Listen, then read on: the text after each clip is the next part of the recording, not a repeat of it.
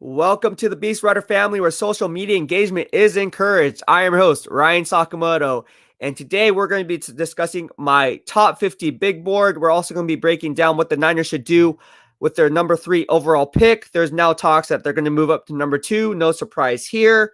And what it might take to go ahead and make that play for a guy like Zach Wilson. Now, before we go ahead and do that, I just want to say thank you to each and every one of you for subscribing to my channel. Just be sure to turn on and flip on the bell notifications so you get notified when I go live or when I upload content. All right, so there is breaking news here, and I'm just going to dive right into it before we go ahead and talk about what exactly is happening. Sam Darnold looks like he's on the move, according to Frank Willis and Jonathan K28.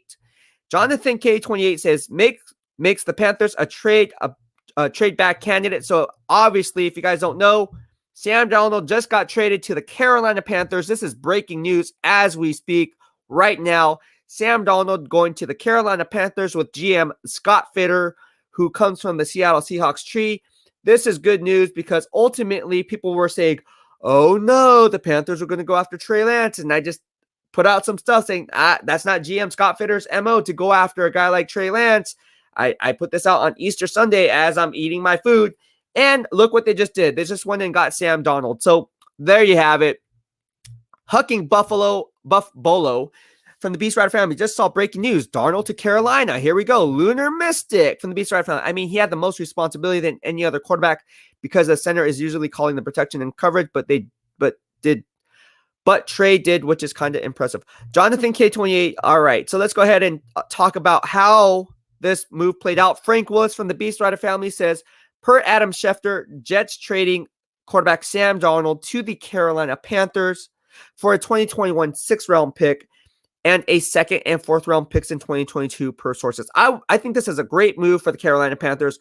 One, if you watched my earlier Carolina Panthers podcast, you would know that Sam Darnold is not only going to be the quarterback of the future that GM Scott Fitter ties his career to, because obviously he wouldn't make this play, but then also tells Teddy Bridgewater, like, hey, I didn't bring you here, bro.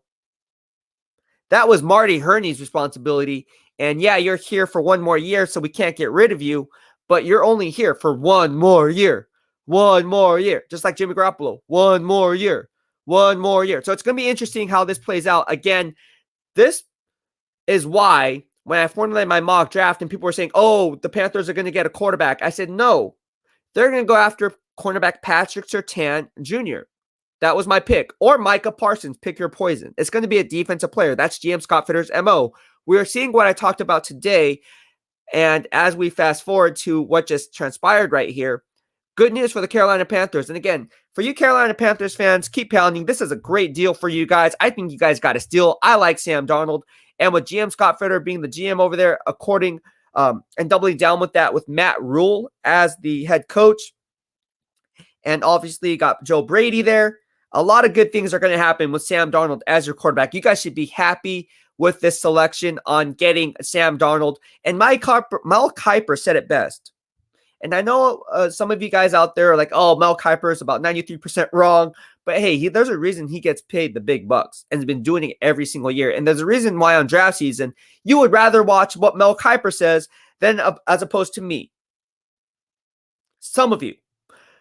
But with that being said, Mel Kiper does have a point. He said when it came to Sam Darnold that if he was to come out of this draft class, he would probably be the 2nd quarterback drafted behind Trevor Lawrence.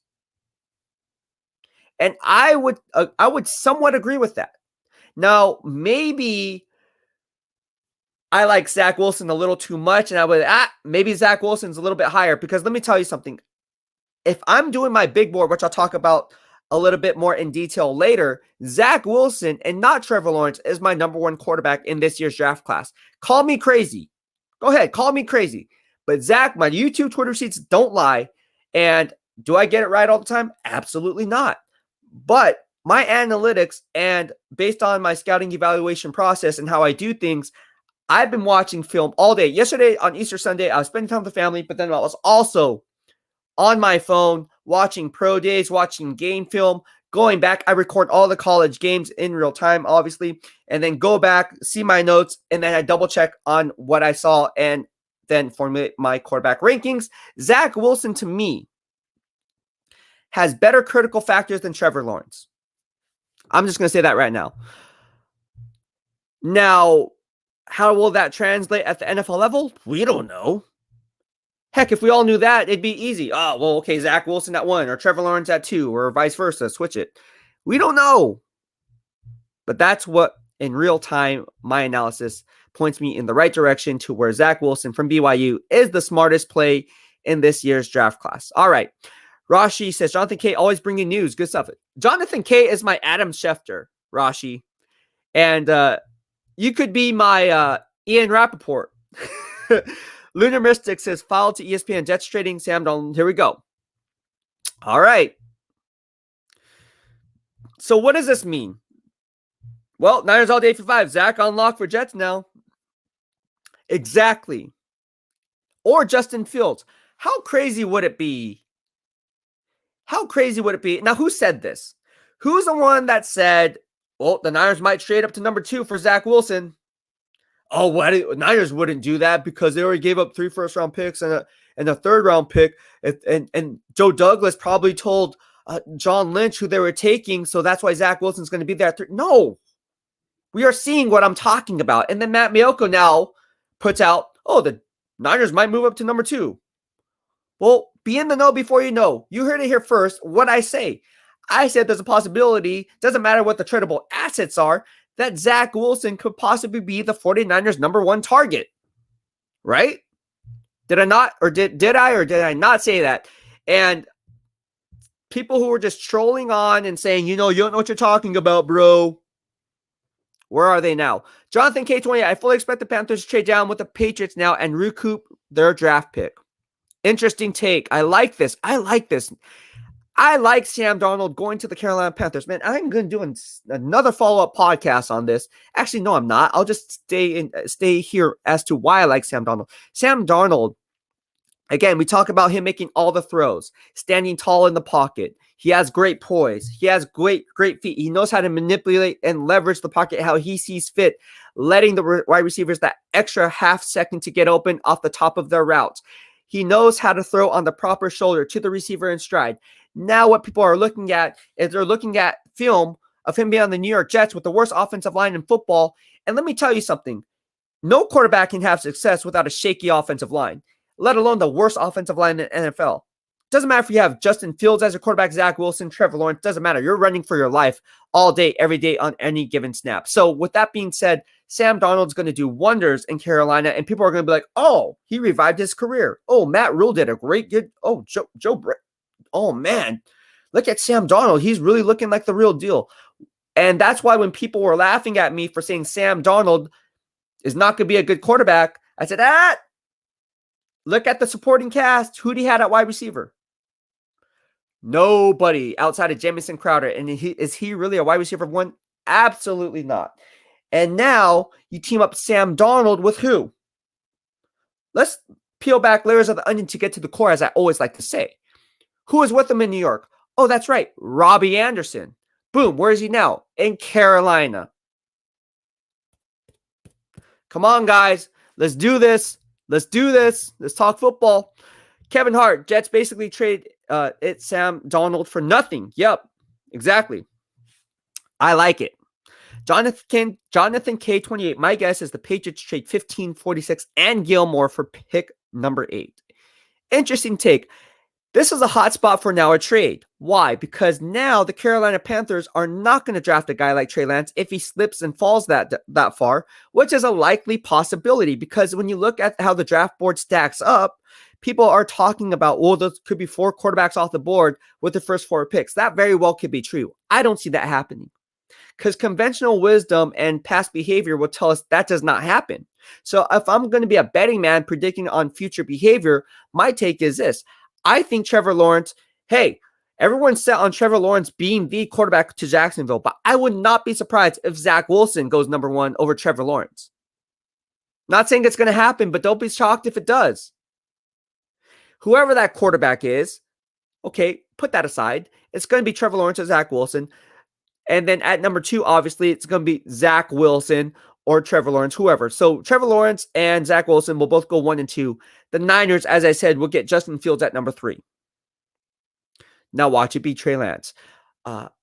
At number 4, the Atlanta Falcons, right? They can go and get a guy like Trey Lance. But again, if you watch what GM Terry Fontenot said coming from the New Orleans Saints tree, and then doubling down on that with his ideological approach on selecting the best player available, regardless of the position of need, causing for going back to his working days or his ideology approach to the Ozzie Newsome days and what Ozzie Newsome does, you will know he goes BPA. And if you're going BPA, that guy to me is going to be Jamar Chase from LSU. And why do I say Jamar Chase from LSU? Well, there's a number of different reasons why. One, Calvin Ridley, who comes out from Alabama in the SEC, isn't playing in the last year of his contract. Plus, you have so much dead money tied into Julio Jones' contract, and you also have too much money tied up in Matt Ryan's contract. So if you're a new GM, can you afford to take a raw project at number 4 inside the top 5 on a guy like Trey Lance and roll with his critical factors and intangibles, projecting him from the FBC level to the NFL level? Now you're going up 2 tiers to kind of project where he is with a limited sample size to pull from, rather than just selecting the best player available, getting yourself an insurance policy, and the best player in this draft class. What would Ozzie Newsome do? Ozzie Newsome would look at this and be like, you know what?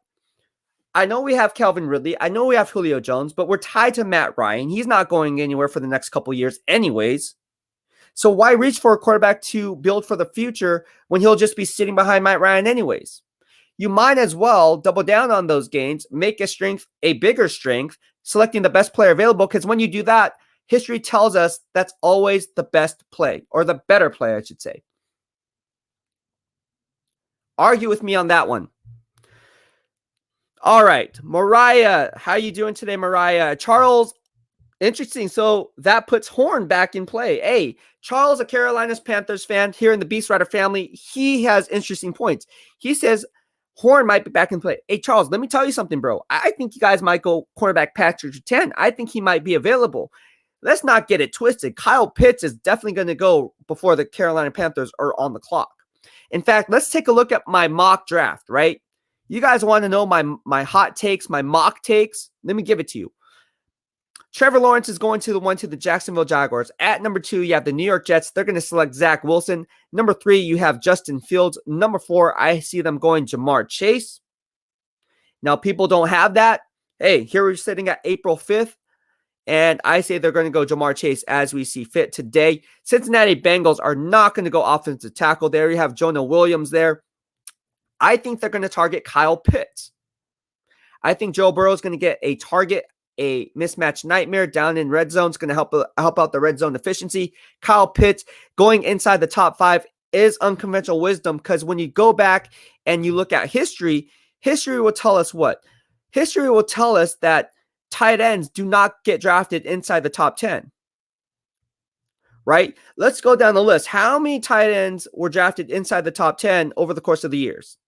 If you guys can name those players, I'd be quick to tell you it's only a handful. And by handful, I means 5. Go back dating since 2000 and tell me how many tight ends were drafted inside the top 10. It's an interesting fact. But I think Kyle Pitts is a different beast. I think Kyle Pitts is going to go and add another dimension in Cincinnati, and that's why I think he will be the play there. Then you look at number 6. Who holds the number 6 pick? Well, it's the Miami Dolphins, right? And what I say they were going to do, I said they were going to trade number 3 and move back to possibly that tier, 6 through 9, and select a linebacker. I have that guy being Micah Parsons from Penn State. Micah Parsons, not a lot of people are talking about Micah Parsons. He is high up on my big board. In fact, he's my number 3 ranked player on my big board. And you guys can tell me otherwise. Oh, man, well, that's crazy because, he didn't play in 2020. His game was spotty. I point out the flaws in his game and how he likes to guess and run fits. However, if you put him at Sam linebacker or weak side linebacker, it's more of a react style of play. You do that, then you can double down on those games on third down situations where you can use him as an edge rusher, because he played that back in high school as a defensive end, and now you're playing to his strengths, hiding his weaknesses. Thank you very much. Now you look at the Detroit Lions, who sit there at number 8. sit there at number 7. Where do they go? Well, they're not going to draft a quarterback. They're not going to go after Trey Lance if he's still on the board. They already have Jared Goff. They heavily invested in him, and there's a reason for that, because Brad Holmes, the new GM of the Detroit Lions, was the director of college scouting who was in charge of drafting Jared Goff coming out of college. So with that being said, why would they take on all that money and still yield draft capital in return? Because they're heavily invested in the Cal quarterback. So I don't see them going quarterback. In fact, I see the Detroit Lions possibly trading back from 7, because that's now a hot spot for a trade for a team who wants Trey Lance. The Carolina Panthers, they're also a hot spot for a guy who wants Trey Lance, for a team who wants Trey Lance. So as it currently stands, do not be shocked if at 7 or at number 8, the Carolina Panthers or the Detroit Lions, pick your poison, that one of these teams behind will be like, you know what? Let's make a move for a guy like Trey Lance inside the top 10. Lot to talk about, guys. Let's talk. Let's talk football.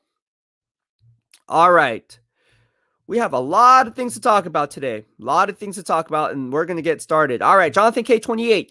This trade is interesting. If the Panthers made the move for Donald, they must truly believe that possibly all the top 5 quarterbacks are gone by 7. Or they could very well believe in Sam Darnold like I believe in Sam Darnold, and say if he was to come out of this year's draft class, he would probably be at least the 3rd best quarterback in this draft class. That's how I see it. Again, I'm very high. I'm very bullish on Sam Darnold. I just think he needs a fresh start. Now, mentally, he's kind of screwed up in the head because he sees ghosts. That's a red flag. However, if there's anyone who can kind of put him in the right direction, I think it's Matt Rule, and I think it's GM Scott Fitterer. Scott Fitterer is a very smart GM. We are seeing the power play moves on that. Again, if you watch, as you guys know, I cover all 32. I even put up a podcast on GM Scott Fitterer specifically for him, and Carolina Panthers fans loved it. They had no idea who he was. I told him the type of GM he would be and how aggressive he would be in free agency, through trades, and in the NFL draft. You are seeing what I'm talking about today, and that's why the credibility comes into play, because, again, when you know all 32 NFL teams, or you have a brass knowledge of all 32 NFL teams, it really puts things in perspective for the team that you like the most. Makes sense. Generation Retro. And we have all 32 fan bases in here, and they bring in good vibes, good value, good insights, and then you can have a strong, engaging conversation without saying, oh, trolling each other. Oh, you suck, bro. Like, oh, it's like, dude, shut up. Jonathan K28.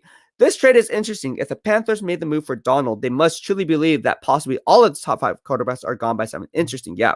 Generation Retro. I really wanted Zach Wilson to my Niners. I guess it's Lance or Fields. Well, we don't know that, though. There's still hope. There's still hope.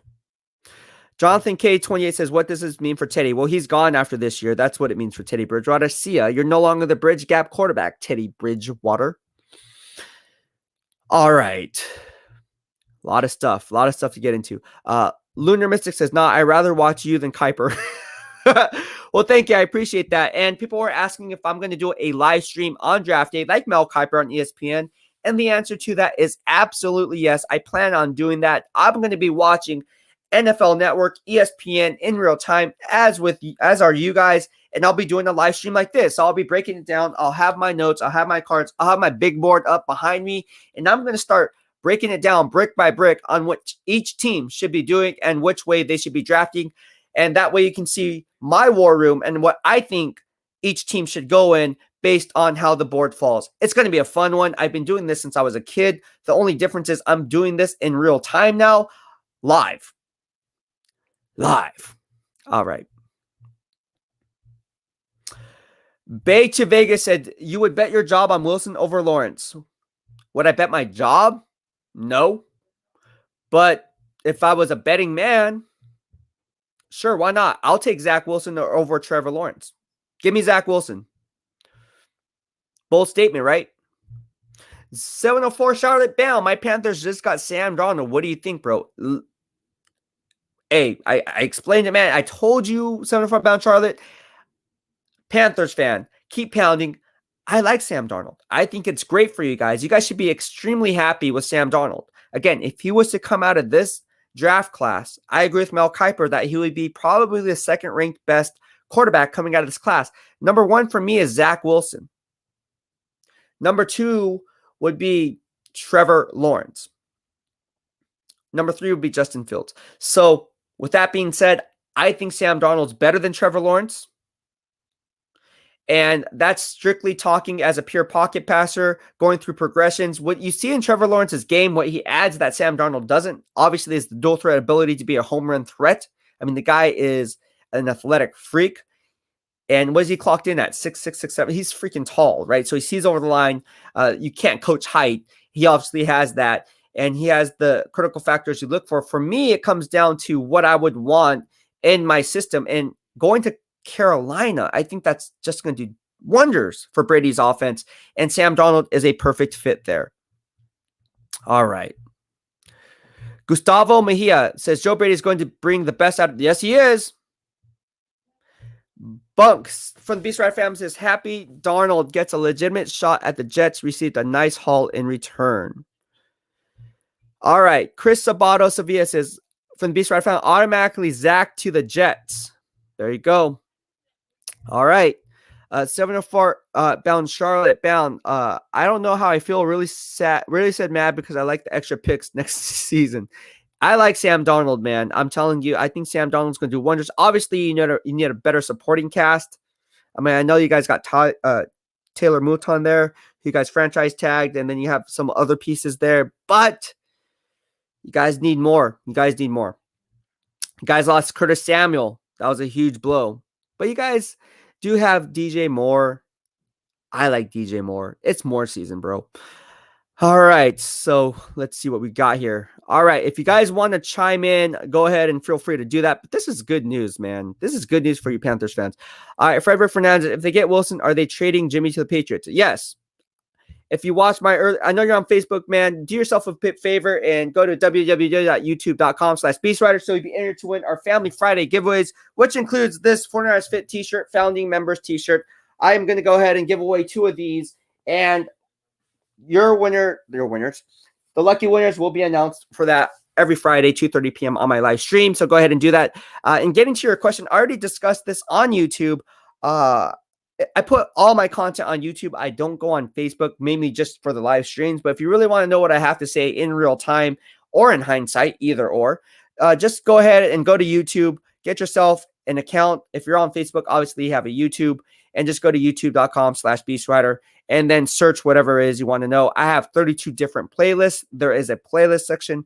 Just go to the one you want. In this case, it would be the 49ers or the Patriots, as I cover all 32. And you will know everything I have to say about that.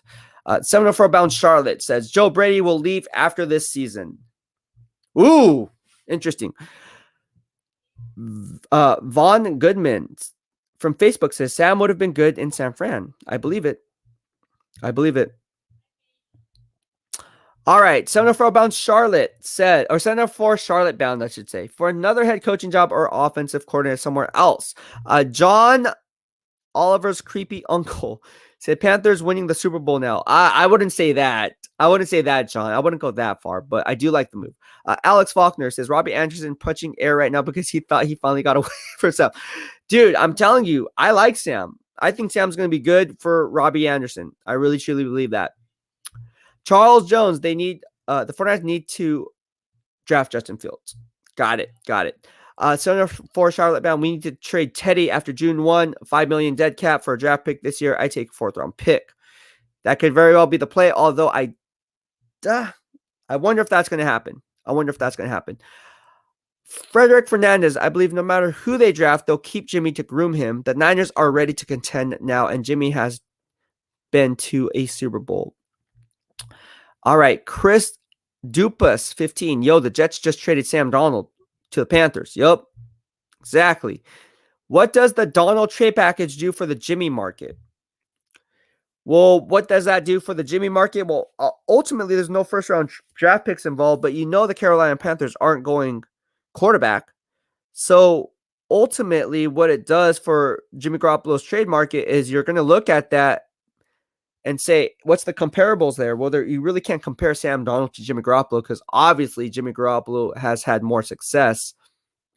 ultimately it's going to be going to the New England Patriots for a second-round pick. I'm telling you guys. Now watch it be a first-round pick. You said, Beastwriter, that it was going to be a second-round pick. Hey, that's what I'm thinking. I'm thinking it's going to be a day 2 pick, second or third round pick. Then I know that the Niners are asking for a first round pick. I said that during the year when I put up my making sense of Jimmy Garoppolo trade value. Yes, I did that during the year. The year was still going on. I put that out there. I said, then watch, the Niners are going to ask for a first round pick, but they're not going to get a first round pick, which is why he hasn't been traded yet. Ultimately, they're going to have to settle for a day 2 pick, and ultimately that team will be the New England Patriots. Will it play out that way? Time will tell. Claude Martin, official Donald traded to the Panthers. Yes. Russell Page from Facebook. I think Russell Page, first of all, thank you and welcome to the Beastwriter family. Just be sure to head over to www.youtube.com/Beastwriter. Get yourself a YouTube account and you can score free swag here in the Beastwriter family, which includes this 49ers Fit founding members t-shirt that no longer exists. This is the 49ers official team gym. And I have 2 of these bad boys, dry fit t-shirts. You're not going to want to miss out on these things. Again, I really don't want to give this out, to be honest with you. They're very comfortable. I actually have a few and I sleep in them. These are comfortable. I'm not joking. These are really comfortable. But, hey, I'm giving them away. All right. Chris Dupas 15 from the Beastwriter Family. Did just say Sam Donald to the Panthers? Yes. All right, let's see what we have here. 704, Charlotte Bound. The cornerback was always in place, or left tackle. Left tackle. So what's left tackle? Man, I don't see any good left tackles inside the top 10. In fact, I think Rashawn Slater is better suited to be kicked in at guard. I don't like his arm length. I think that has something to do with his play. Now, again, that's not the end-all, be-all. You can say, oh, you can play left side, you can play right side. I see him best suited as an offensive guard. However, that's not to say he can't be a strong right tackle or left tackle. I just think his best suit is inside at guard. So if you were going to go left tackle, that ultimately would have to be Penei Sewell. Would he be the pick at number 8? Would you be happy with that pick? The Traveler says, Trey Lance at number 3. Believe your eyes. He's a true diamond in the rough. Draft him, sit him, coach him, unleash him in 2021. Okay, I like it. I like it. And if you want to go ahead and chime in on the live chat, just go ahead and do that. There's a call-in here. Just head over to the call-in. I'm not sure if it's working, to be quite honest with you today, because it's been kind of spotty. We tried to have 49ers Ultimate Report on earlier, and I couldn't hear the audio on his end. If you guys watched my earlier live stream just half an hour ago, you would know I had to shut that live stream off because the comments weren't showing up. Now the comments are showing up, but yet I tried it with 49ers Ultimate Report and the audio was still off. So if you guys want to try to talk to me, you can go ahead and do that. I'll try to bring you in, but I cannot promise you that the audio is not going to be working on your end or my end because it hasn't been today, and I'm kind of upset about that. Which is why, if you like the channel, like the Beastwriter family we're striving to build, consider sending me a super chat where we can get better audio, better equipment, and so forth. All right, let's go ahead and get to some of your questions. If you have questions, shoot them my way. Yes, so we are talking about tight ends drafted inside the top 10. If you can name since 2000, let's go back since 2000. I like using 2000 as a barometer. We can go back in for 1995 or whatever, but let's go to 2000. So in the last 21 NFL drafts, in the last 21 NFL drafts, whatever the case may be, how many tight ends were drafted inside the top 10? I would like to know the answer. I already know the answer. I already did the research, but I want to see if somebody knows the answer to that question, because that's something to me that would be like, oh, dude, I didn't know that. Whoa, that's really cool. So you guys said Vernon Davis. Yes, that's one. He was drafted inside the top 10. You guys got that one. There's a few more first-round picks who were drafted inside the top 10. And a lot of cool stuff on that. So I want to know your take on that because, again, it's good information. It's good information to predict the future, to really delve into the past so you guys can kind of see what is going on in real time and formulate your own analysis from there. That's how I like to do things. I don't know. Maybe I'm weird. Or maybe I'm just analytical, as Eric Wright would call me, "You're an analytical guy." I said, "Yes, I am a very analytical guy. Absolutely. I like analytics. I like numbers because numbers mean something." All right. Let's go ahead and get to some of your questions. Trent Payne says, "Yes, TJ Hawkinson's another one. Good job." Gustavo Mejia says, "Pitts is a small forward." He is. He is. Absolutely. Trent Payne says, "The guy from UNC." So he's talking about Eric Ebron, again, from the Detroit Lions. Good job. Jonathan K28, who is now with the Pittsburgh Steelers, by the way. Jonathan K28, I wonder, does Teddy get bought out? Would be a good pickup for the Niners if they move. I don't like Teddy Bridgewater. I'd rather keep Jimmy Garoppolo. Lunar Mystic says, "My number one is Chase. Number two is Pitts." I like it. And I'm not going to argue with it because Pitts is a beast. Here we go. Pitts is a beast. I take him at 3 and draft. Ooh, the Traveler from the BEASTwriter Family says, "I would take Kyle Pitts at number 3. So he would give up 3 first-round picks and a third-round pick to move up from 12 to 3 to go get a guy like Kyle Pitts. Wow. And draft I'm not high on Kyle Trask. I'm not high on him at all. I think he's going to be a bust. But I could be wrong. No, watch me be wrong. Frank Willis says Eric Ebron. Yep. There you go. Keep it coming, guys. You guys are close. Now, people are saying, why are people naming tight ends? If you're just tuning in, I said Kyle Pitts is a beast. He's going to go inside the top 10, possibly even potentially in the top 5. I have him currently mocked at the Cincinnati Bengals at number 5. So with that being said, how many tight ends drafted inside the top 10 since 2000? Name that. And we will have something to discuss. There's a lot of good things to discuss all the time, but that's something that I think would be fun to discuss. I don't know. You guys tell me. All right. So let's see what we got here. Get some questions out here. All right. What do we got here? All right. Let's see here. A lot of stuff to discuss, guys. All right. Gosh, your comments are crazy here. I'm like behind on these comments. You guys are just coming through. Watch. Here we go. All right. Nathan Sweeting from the BEASTwriter Family says, "Should Broncos trade for Minshew?" Thank you, Nathan, for joining the BEASTwriter Family. This is your first time joining the live stream. Thank you so much for tuning in. Your question is, should the Broncos trade for Minshew, Gardner Minshew? Well, you guys have Drew Lock there. I guess Minshew would be a stopgap quarterback. I don't know, man. I'm not high on Gardner Minshew, man. I'm not high on Gardner Minshew. I don't know. I'm not high on him at all. The Traver, I also like Sewell at 3 and Mond at 43. Okay. Sewell at 3 would be tough play because he just invested blindside left tackle money to Trent Williams. Ultimately, if you're going to draft an offensive tackle inside the top 5, you want it to be left tackle type of guy where you're getting left tackle return. If you're going to play him on the right side, I'm not sure that'd be a smart play. You already have right tackle Mike McGlinchey there. They're obviously, I'm picking up his 5th-year option. I would rather go in a different direction. Again, if you like Kellen Mond at 43, I'm not high on Kellen Mond. I also think he's going to be a bust. So Trask and Mond, I both think are going to be busts at the next level. Dominic Minks, can you see Asante Samuel Jr. at pick 50 for the Niners? Absolutely, I can. And I spoke about that in earlier podcasts. Asante Samuel, let's talk about my big board. Where does he rank, right? Let's go down my big board. All right, so bear with me for a second because I'm going to spit off a lot of names. At number 1 on my vertical board, or what I like to call vertical board, but people call it big board, I have Jamar Chase at 1, Devontae Smith at 2, Micah Parsons at 3, Kyle Pitts at 4, and Patrick Surtain Jr. at 5. Now, it's interesting because if you guys remember, who's my draft crush? Najee Harris. Where did I have him ranked? I have him ranked at 4. So where does he fall? Interesting you bring that up. He comes in at number 6.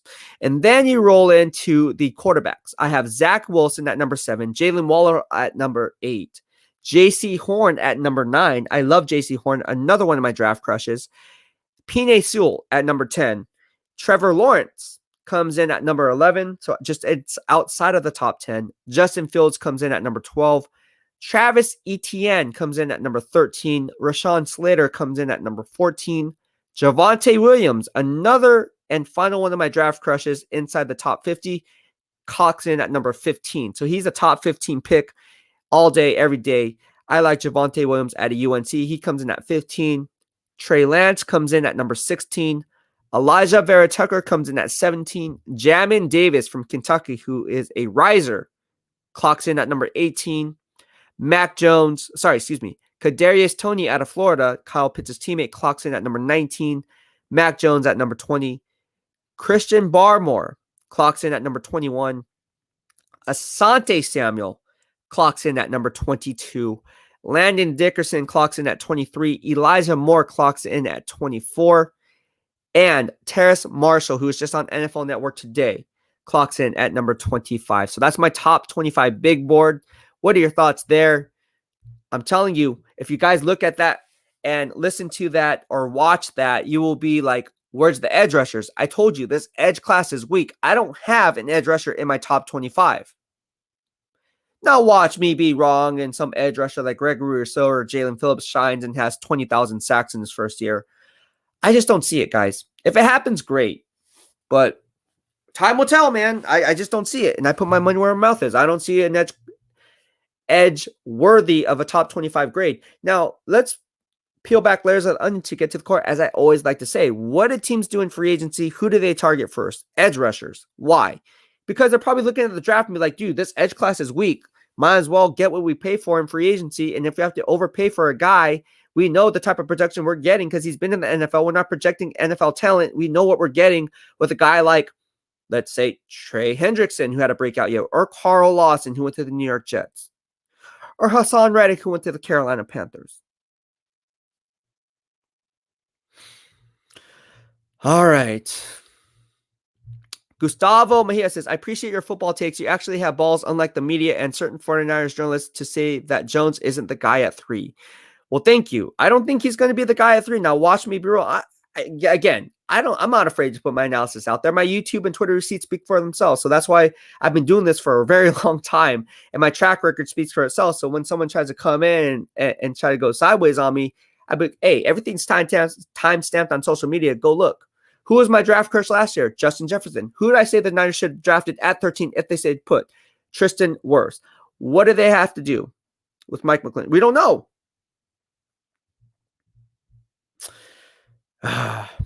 Anyways, thank you so much. I appreciate it.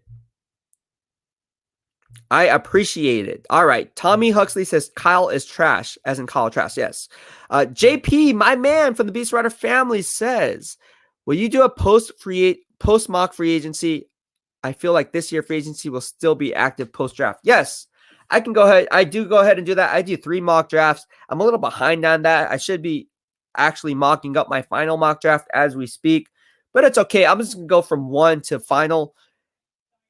As of right now, again, there's a lot of moving parts, but as I see fit right now, let's go ahead and talk about my 2021 NFL mock draft, JP. JP, an Arizona Cardinals fan. Again, now watch people piggyback on this, but go ahead and do it. You heard it here first. Jacksonville Jaguars select Trevor Lawrence at 1. New York Jets take Zach Wilson at 2. 49ers at number 3 take Justin Fields. Atlanta Falcons take Jamar Chase at number 4. Cincinnati Bengals go Kyle Pitts at number 5. I think the value is just too good for Joe Burrow to get a red zone efficient target who can really stretch the field deep. And you're going to look at Kyle Pitts and say, I can use this guy in a multitude of different variations and different roles. He can open up my playbook. He's a mismatch nightmare for any defensive coordinator. Let's get the best guy on our board. At number 6, I think that guy's going to be Micah Parsons. And again, I spoke about that on why the Dolphins would trade number 3, which they later did, and who they would target there. I think that's still going to be Micah Parsons. That was my pick. I'm sticking to it. At number 7, I have the Detroit Lions going Devontae Smith, giving Jared Goff another offensive weapon. Now you can look at that and be like, well, didn't they get Tyrell Williams and didn't they get Brashad Perryman? Yes, they did. But at the end of the day, are those guys going to be there for the foreseeable future? No, absolutely not. I mean, you get guys who are off the street from the Raiders and the Jets. They weren't even the first or second option. So you need a wide receiver 1. You just lost Kenny Galladay to the New York Giants, who's now their wide receiver one because they need an insurance policy for Sterling Shepard, who can't sustain a full 16, let alone 17 game schedule. I did a podcast on that earlier. You can go ahead and see why GM Dave Gettleman went ahead and made that play. But going back to this podcast, Detroit Lions get Devontae Smith, who many believe is the number one wide receiver on their respective boards. If it's a 1 and 2, 1A, 1B, you're looking at Jamar Chase or Devontae Smith. He goes there to the Detroit Lions. Double down on that. Carolina Panthers, I had them originally going after Trey Lance. Now, that's not going to happen, right? Because they just got who? Sam Darnold. So that's why right now, as I see fit, I think they're going to go Patrick Surtain. Patrick Surtain's going to be the play there. The Denver Broncos, who are sitting there, who have Drew Lock, could they go quarterback or are they going to go offensive tackle? Yes, they have Garrett Bowles there, who's the blindside left tackle, but you also need someone else there on the other offensive tackle position. Do they go after a guy like Penei Sewell? I mean, he's the best offensive tackle in this year's draft class. Or do they go after a guy like Rashawn Slater? Well, they don't need an offensive guard. I think ultimately they pick the best player on the board. And George Payton is going to go and look at this and say, you know what? Let's just take the best player on our vertical board. That guy's going to be Penei Sewell. And then the Dallas Cowboys, they missed off on Patrick Surtain. That screws up their board. Because let me tell you something. GM or owner Jerry Jones loves to take cornerbacks from the SEC. Did it with Morris Claiborne, a few others. Likes not even SEC. You look at Byron Jones from UConn. The list goes on and on and on. With that being said, I liked them to take Patrick Surtain at number 10. However, he's off the board to the Carolina Panthers at number 8. So what do they do from here? Well, you look at what their needs are. Well, they wished Kyle Pitts would drop, but he doesn't. He goes inside the top 5. So I have them actually going Rashawn Slater at number 10. So that's my top 10 in my NFL mock draft. People are saying, well, I would pay for your service for the whole entire membership pricing because, as you know, YouTube has this special membership pricing, and people have been asking for my mock drafts, my analytics on everything, my grading systems, and so forth. I'm going to bust that out. I'm not so sure if I'm going to do that, but you guys have requested that. My whole 2021 NFL mock draft is still shaping up right now, but that's how I see it fit right now. You looked at the New York Giants, right? Sitting there, they need an edge rusher. I have them actually going Gregory Rousseau at the University of Miami. With the Philadelphia Eagles, who sit there now at number 12, I see them taking Jalen Waddle, wide receiver out of Alabama. He's been hurt, but they did little to nothing in free agency. They couldn't. They had too much dead money tied to people's contracts, so they couldn't really have any moving parts. With that also being said, they were also in salary cap hell, so they couldn't really make any power play moves there.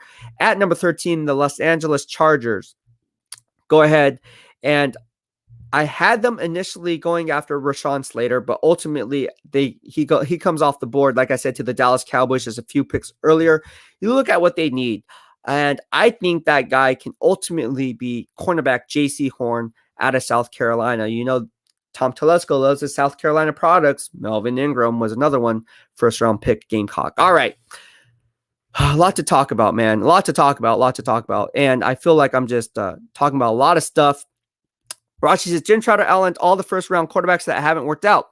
Yes, he did. He did so on my live stream. If you missed my live stream with my man and mentor, Jim Trotter of NFL Network, NFL.com, go ahead and look at that again. Just go through my podcast playlist and you will find it. Just type in Jim Trotter or YouTube search Jim Trotter. It'll be there.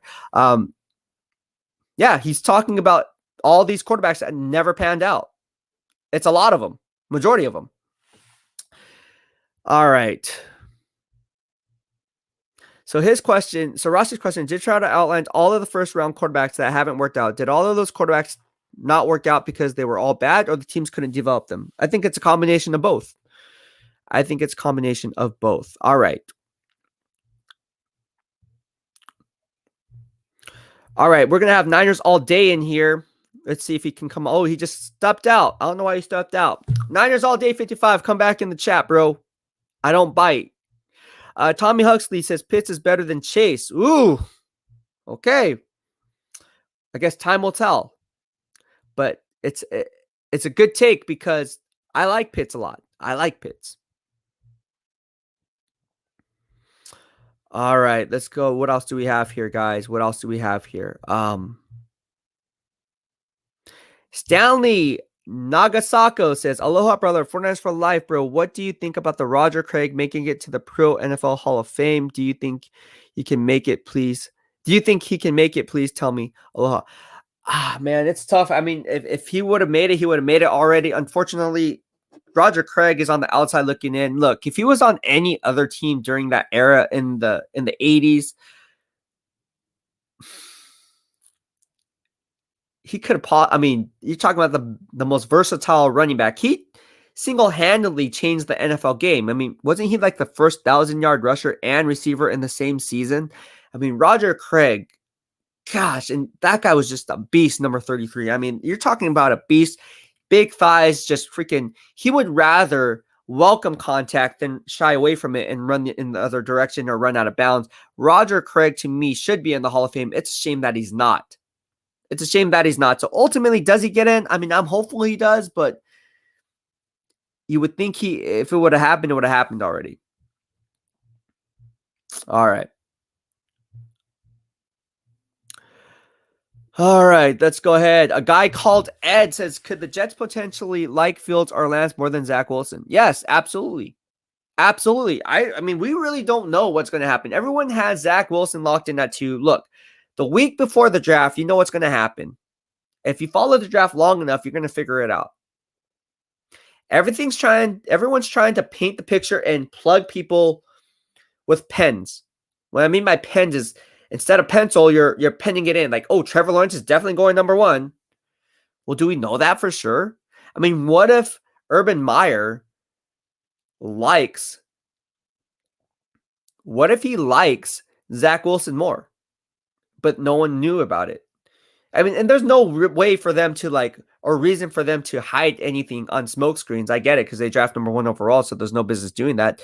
But let's just say, would it be shocking if Zach Wilson went number 1 overall over Trevor Lawrence? Would it be shocking? No, not coming from me because, again, I have Trevor Lawrence ranked behind Zach Wilson. While most people have Trevor Lawrence as a generational talent, yes.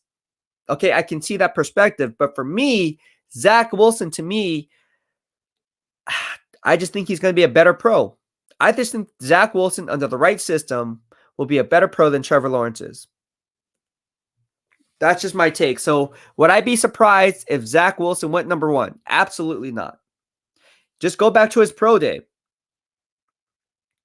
Look at the throws he was making. Look at Justin Fields' pro day. Look at the throws that he was making. And then look at Trey Lance's pro day and look what the throws he was making. You tell me who had the better pro day and then confirm that what you see on film, the types of throws that they were missing, go back to the game film and be like, okay, is that a one-off or is that something that actually is a problem? I can tell you I would rather roll with a guy like Zach Wilson than Trevor Lawrence as a pure pocket passer.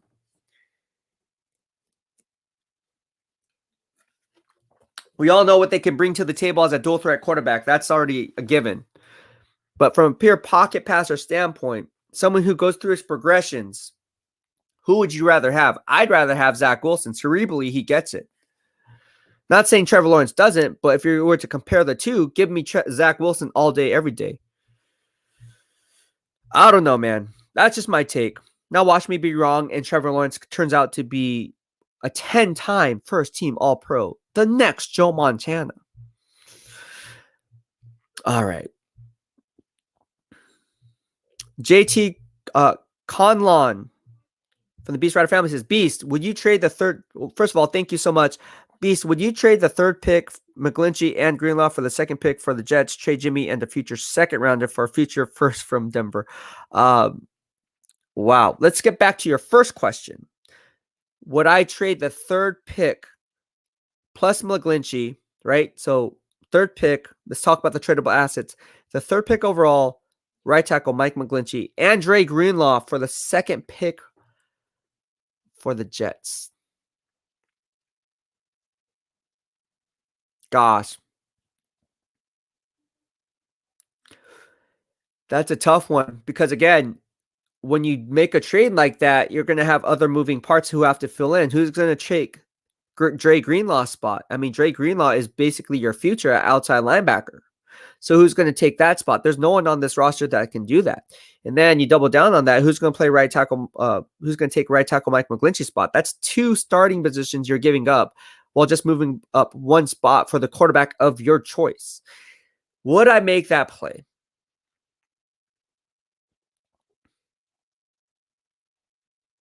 I'm thinking long and hard, and I say I would make that play. I would make that play simply because anytime you can get a guy like Zach Wilson, you go ahead and do that.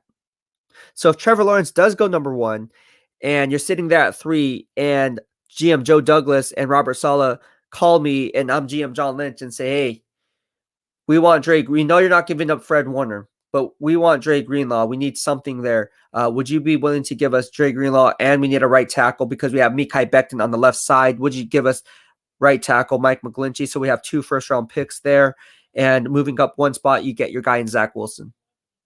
Sure. Done deal. I would do that trade.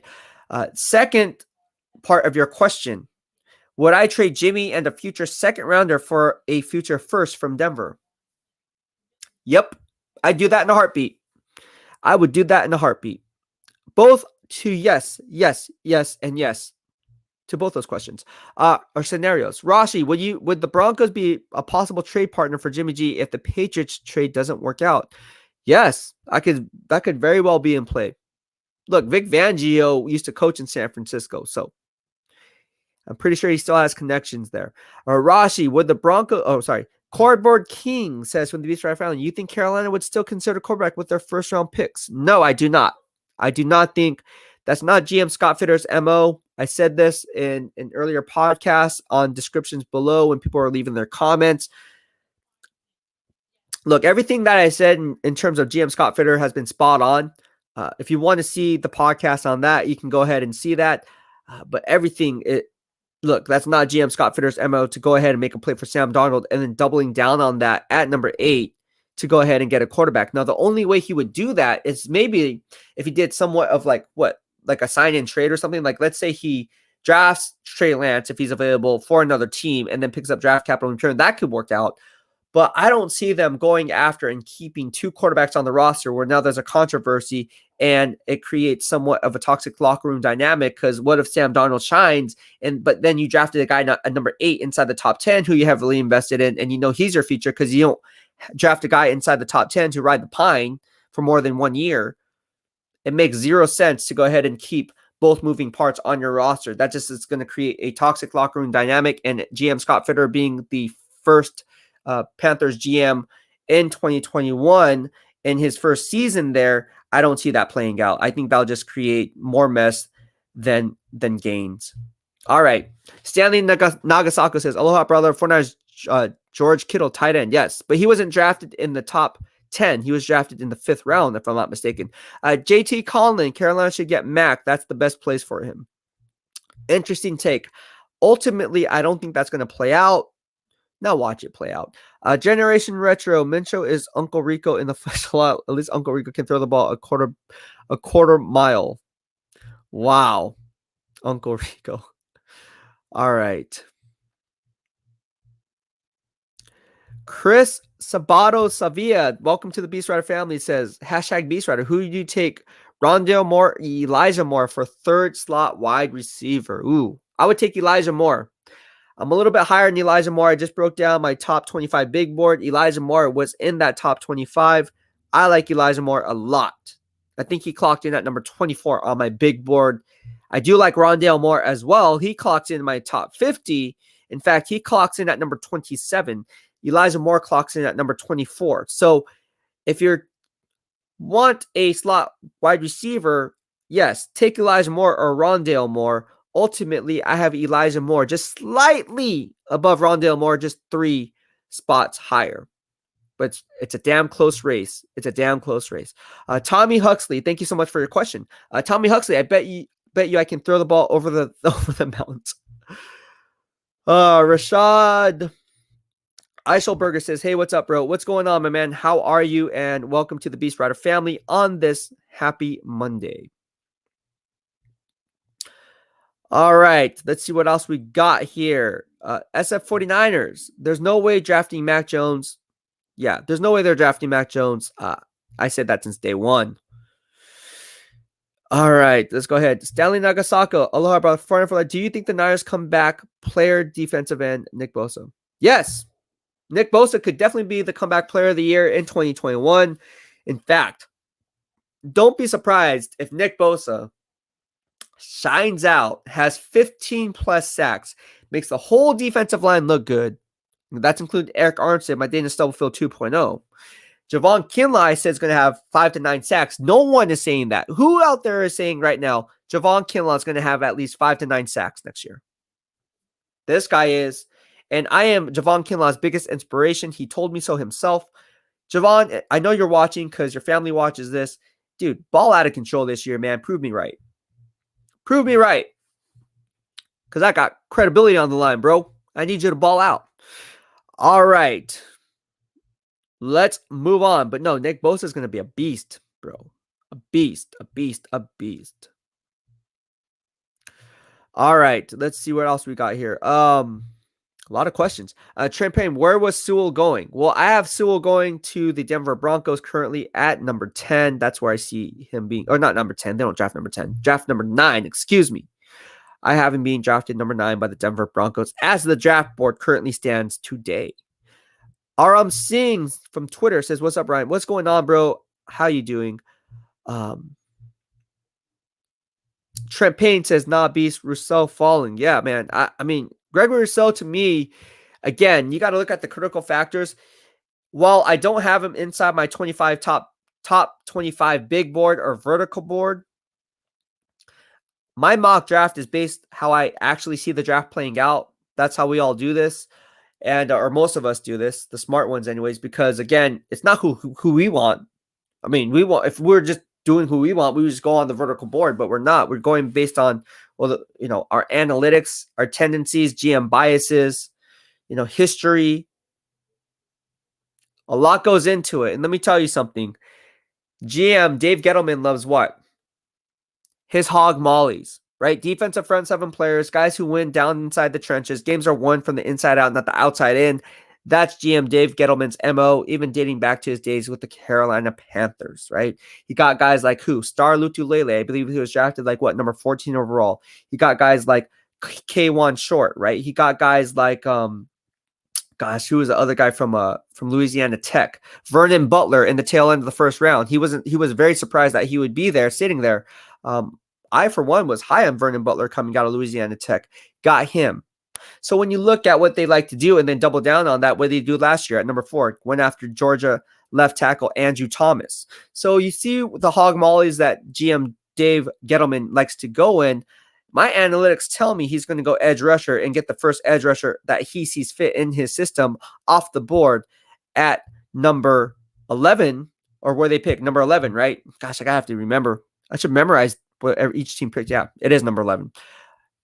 And that's where I see them drafting. Now, again, this is based on today. Things can change tomorrow, but based on current draft position, that's where I see them going. That's where I see them going. But time will tell. All right, let's see here. Damn, there's so many questions, guys. You guys have so many questions.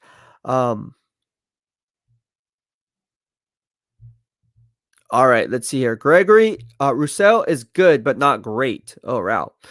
Yeah, I don't think he's great. I agree with you on that. 100%. Fork Tall Devil P38J says from the BEASTwriter Family, Beast, would you be mad if they went O-line in second round? No, I wouldn't be mad, because you definitely need to fix the offensive line. Games are won down in the trenches. I would actually like them go offensive line, and I would see the reason to go offensive line. But you don't want to miss the value of the pick by reaching for need. That's another story. So if there's someone there that shouldn't be sitting there, then yeah, take that player. But if you're just taking a player just to fill a need, then yeah, I would definitely be upset with that move. Roy Crosby says from the BEASTwriter Family, at Beast, why are you so high on Rousseau? His numbers at his pro day were very underwhelming. I'm not high on Rousseau. That's why he's not in my top 25. So please don't get it twisted. I am not high on Rousseau. In fact, this edge class is weak sauce to begin with. I never said I'm high on Rousseau. Again, my mock draft is based on how I see my analytics stacking up. Again, that's how I do it. My analytics will tell me one thing, and it's based on how I see these GMs actually selecting these players. So if you're sitting there at number 11, again, I just explained why GM Dave Gettleman would roll with a guy like Gregory Rousseau. Again, I'm not the Giants GM, but again, my mock draft is based on not what I would do if I was GM, because if I was the GM, of the Giants, obviously I'd go BPA, but Dave Gettleman is the GM. So in actuality, what would he do? That's why he would select Gregory Rousseau in my estimation and based on my analytics. Thank you so much. I appreciate it, bro. So hopefully that clarifies things for you. I am not high on this edge class. Been saying that since day one, and people are like, no, this edge class is deep. I'm like, okay, dude. And then reports come out, oh, this edge class is not very strong. And I'm like, oh my gosh. Trent Payne, I think Chase got bust potential. Okay. Bust potential. Wow.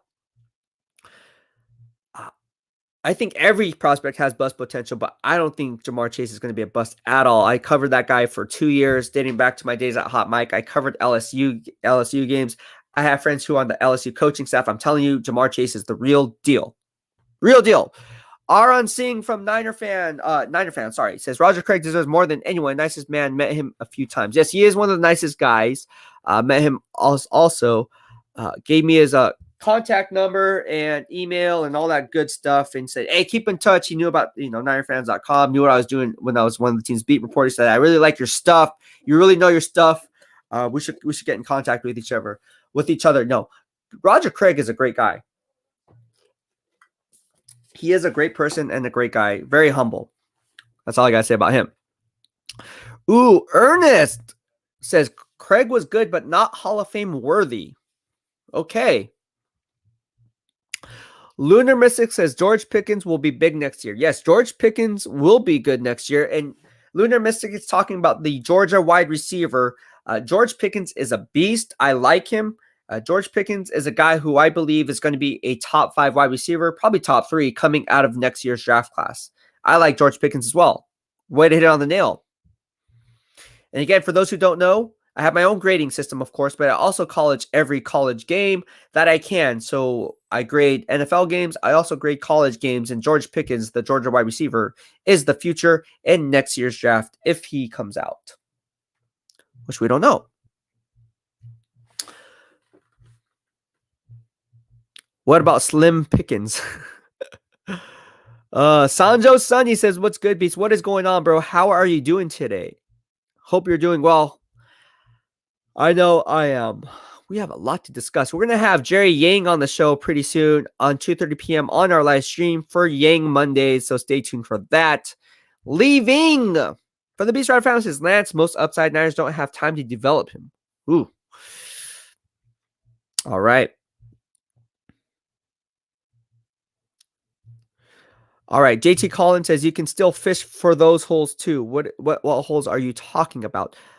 Tommy Huxley, but I'm not the GM. Yes, exactly. None of us are the GM. Stanley Nagasako says, aloha, brother. 49 for life. Roger Craig played for the Niners, and then he went into the LA Raiders. Yes, he did. All right. Wave check from the BEASTwriter Family says Jimmy G to the Jets.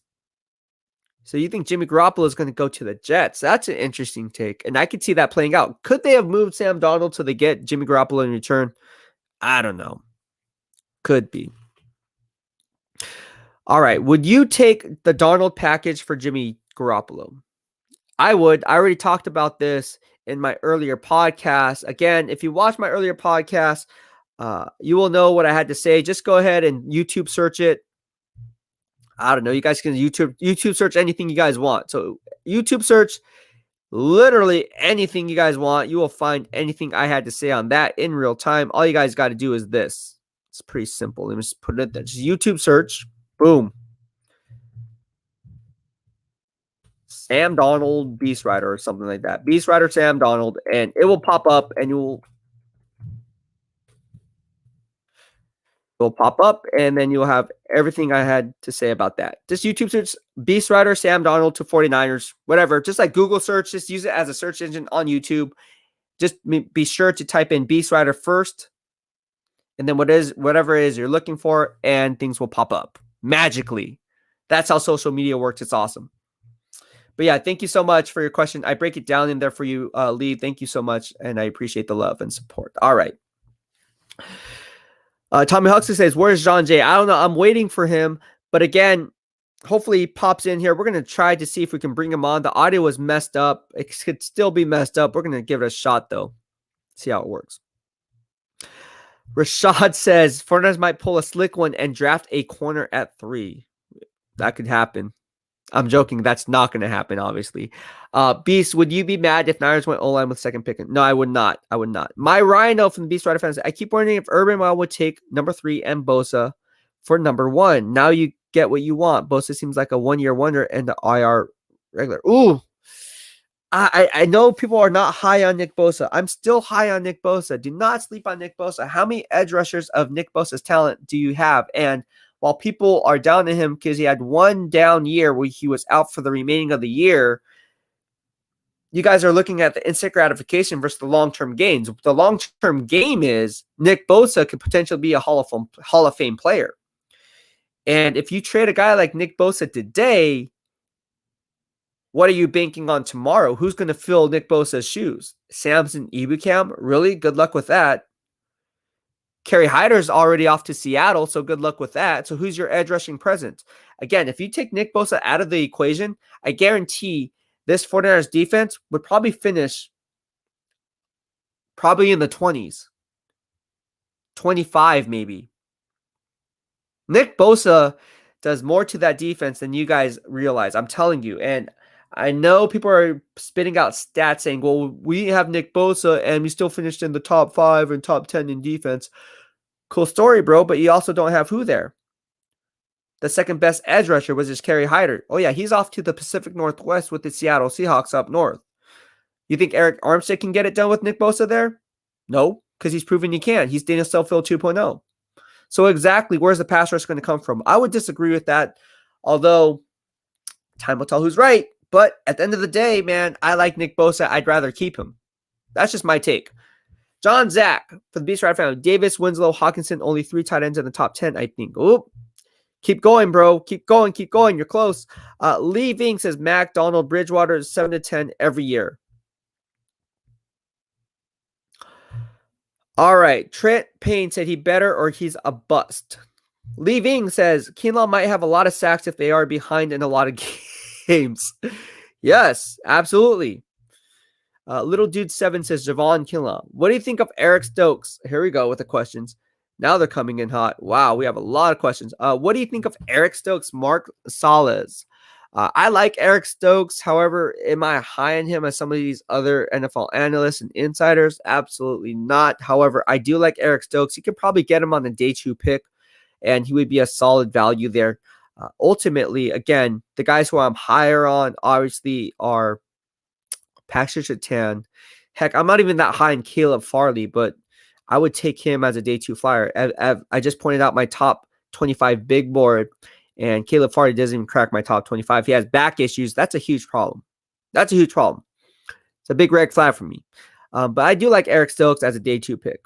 Sanjo Sunny, what does Donald trade tell you about the Niners? I believe if the Niners do this, then it definitely tells me that they've been knowing who they want in Lance or Fields, because it's pretty much lock Wilson 2 to the Jets. Yeah. But what if the Jaguars take Zach Wilson and be like, oh, we thought it was going to be Justin Fields because of the Ohio State ties with Urban Meyer. And oh my gosh, we for sure thought it was going to be Trevor Lawrence, but it's not even those two guys. It was Zach Wilson from BYU. Wow. That would kick off the draft in more ways than one, where it's like, oh, what just happened there? Like, whoa. This is the look we would have on our faces if Zach Wilson was drafted by the Jaguars today. Legit. All of us, including myself. Now, myself, because I put it out there like Zach Wilson could be that guy, so I wouldn't be as shocked, but that would still be my reaction, because odds are it's going to be Trevor Lawrence, right? We're assuming it's going to be Trevor Lawrence. Everyone's putting it in a Sharpie, Trevor Lawrence to the Jacksonville Jaguars, and then the draft starts now. Let me tell you something. What if Zach Wilson goes number 1? Who's to say it can't happen? That'd be nuts. Lawrence Jackson Jr. says, good job branching out and getting away from Grant. All right, what other questions we have here? Aaron Singh, Field or Lance? Ooh, that's a good one. Field or Lance? Fields or Lance? Man, this is so tough. I was asked this question who I would take. Honestly, at 3, that's such a tough one. I would go with yesterday on my live stream, or a few days ago, sorry, a couple days ago on my live stream, the question popped up who I would want, Trey Lance or Justin Fields, and I said I would take Trey Lance because I like his critical factors a little bit more. I like the ceiling. I'm a guy who swings for the fences. Like, I'm that guy that's like, all right, dude, I don't care if it's a fastball, curveball, or a changeup. I'm going to swing for the fences and hopefully I hit it out of the ballpark. That's the same feeling I get with Trey Lance. Like, dude, if I'm going to swing for the fences and give up all that draft capital, give up the farm for my foreseeable future, mortgaging my future, I want a guy who I know the ceiling is really high. With Trey Lance, you get that. With Justin Fields, the thing that irritates me about Justin Fields' game is his inaccuracy. He's not very accurate. The guy's not accurate, but he's a winner, and he comes from a bigger school. So when you project that, do I go with a safer play or do I go with a raw project who has a higher ceiling? That's the issue, and that's the conversation that every NFL team and every scouting department is having as we speak is, yeah, Trey Lance has it. He has the critical factors. He has a higher ceiling. He's a raw project. We can coach him up and do these different things. But Justin Fields a winner. He comes from a bigger program, played against NFL talent coming out of the Big Ten. So there's a lot of different things there. Ultimately, if it was me, I would take Justin Fields. I can't believe I'm saying that. 2 days ago on my live stream, I said Trey Lance, but now I'm going to stick with Justin Fields. Ultimately, I think he's the smarter play, but Trey Lance definitely has the higher ceiling. Trey Lance can very well come out of this draft as the best quarterback in this entire draft class, hands down. He's that good. The potential is there for him. All right. Let's see what we got here. All right, we got John J. Let's hope it works. If it doesn't, can you hear me? You can't, huh? Yeah, see, I hear you, but can you hear me? No, I can't hear you, bro. It's something on my end, bro. So we're gonna try to switch it out, but we'll take you a little bit later, man. Thank you. All right, so obviously it's not working. That sucks. So I guess we won't have any call-ins, but I'm gonna get that straightened out. All right, here we go from my man Alex Faulkner, who, by the way, told me about Kyle Pitts from day one. Alex Faulkner, dude. Again, you're ingrained in my head. Kyle Pitts. And now I have him on my big board as the 4th best prospect in this year's draft. Crazy. Alex Faulkner says, lots of misinformation out there. I have friends who are Dolphins and Seahawks fans saying my Niners won't take a quarterback at 3, or that if we do, it'll be Jones. No reasoning with those who don't use logic. Yes, absolutely. Now watch him take Kyle Pitts, your boy. Please draft at least 2 DBs and a safety. Leaving says. Leaving also says, excellent analysis, BPA versus need. I like it. Well, thank you so much. I appreciate it. And I appreciate that you like the value and content that I bring to the table. Jesse Emerson says, Craig was definitely a Hall of Fame worthy. I agree with you. Get yourself a YouTube account, bro, so you'll be entered for our Family Friday giveaways. Again, if you have yet to subscribe to my channel, you should be doing that because you'll be entered to score free 49ers gear. And if you're not a Niner fan, just head over to the team store and we will go ahead and work out some swag there. Also, we're launching BEASTwriter Family swag, so you can score BEASTwriter Family swag that way as well. But we are giving up this 49ers Fit Founding Members t-shirt. If you guys don't know what 49ers Fit is, it's the official team gym of the San Francisco 49ers. Again, they don't make these anymore. You can't even buy them on the team store. They don't even offer it. So the only way you can get it is here in the BEASTwriter family. So do yourself a favor and go to youtube.com/BEASTwriter and subscribe to your boy. You get free stuff out of it. It's a win-win. Brian King from the BEASTwriter family on YouTube says, met Jerry Rice, very down-to-earth person. All right. Maldo Doug says, bro, would you be mad if they go tight end Pitts with the 3rd pick? I wouldn't be mad because, I mean, if you're looking best player available, I can see how Kyle Pitts would be the play, but I don't see that happening. Mike Money from the BEASTwriter family. What's up, Beast? After the Panthers trade, do they still draft Fields or Lance if available? 8th overall. Keep grinding, bro. Thank you so much for your question and getting to your response. I don't think that they're going to be drafting Trey Lance or Justin Fields. I think they're going to go and roll in a different direction. Robert Watson, thank you so much for the super sticker. So for those who are wondering what a super stack, those wondering what a super stack is, a super chat or a super sticker, this is it. Robert Watson, mahalo for the love. And again, if you like the work, like the channel, like the content we're striving to build, and the BEASTwriter family is striving to build here on the BEASTwriter family YouTube channel, consider sending me a super chat. It's just a fun way for me to engage with you. And also, all proceeds will be funneled back into the BEASTwriter family channel. That includes better audio, better equipment. Obviously, we're having some issues on having some guests on, so we can't have guests on today because of that. But this will help keep up and maintain the BEASTwriter family channel. So thank you so much, Robert Watson. As always, mahalo, mahalo, mahalo. I really appreciate the love and support, bro. Okay. We have so many stuff to discuss. So much stuff. Wow. Here we go. All right. So Jeff, KC fan, here in the BEASTwriter Stand says trade for picks. RN Singh says, out of remaining free agents, who do you like pre-draft and post-draft? Oh, who do I like pre-draft or post-draft? Out of the remaining free agents, I like Jadeveon Clowney, man. I still think Jadeveon Clowney is going to be an asset for some team if he can stay healthy. That would be interesting. Brian King says, Bosa is a beast. The loss of him would devastate the defensive line. Absolutely. Absolutely. I would agree with you 110%. John Zach hit it on the nail. Eric Ebron, Vernon Davis, TJ Hawkinson, and Kellen Winslow II. That's 4. Tommy Huxley, Bosa isn't going anywhere. You're right. JT Collins says, Beast, you ever play organized ball back in your school days? I did not. So I did not because my parents would not allow me because my uncles and my cousins got beat up to death, not because they were bad, because they tore up their legs. They had ACL injuries and back problems. And my mom's like, no, you can play basketball. You can play track and field. You can play wrestling, but you can't play football. The funny story about this is the high school coaches were like, dude, we want you to play because obviously if you played basketball, odds are you obviously played football too, because a football team is like, they pick up anyone. So in short, no. Once I got into college at San Diego State, I did play competitively intramurals with Division I talent, guys against Chad Shillings, my boy, who, if you guys know, he was drafted by the Oakland Raiders at the time.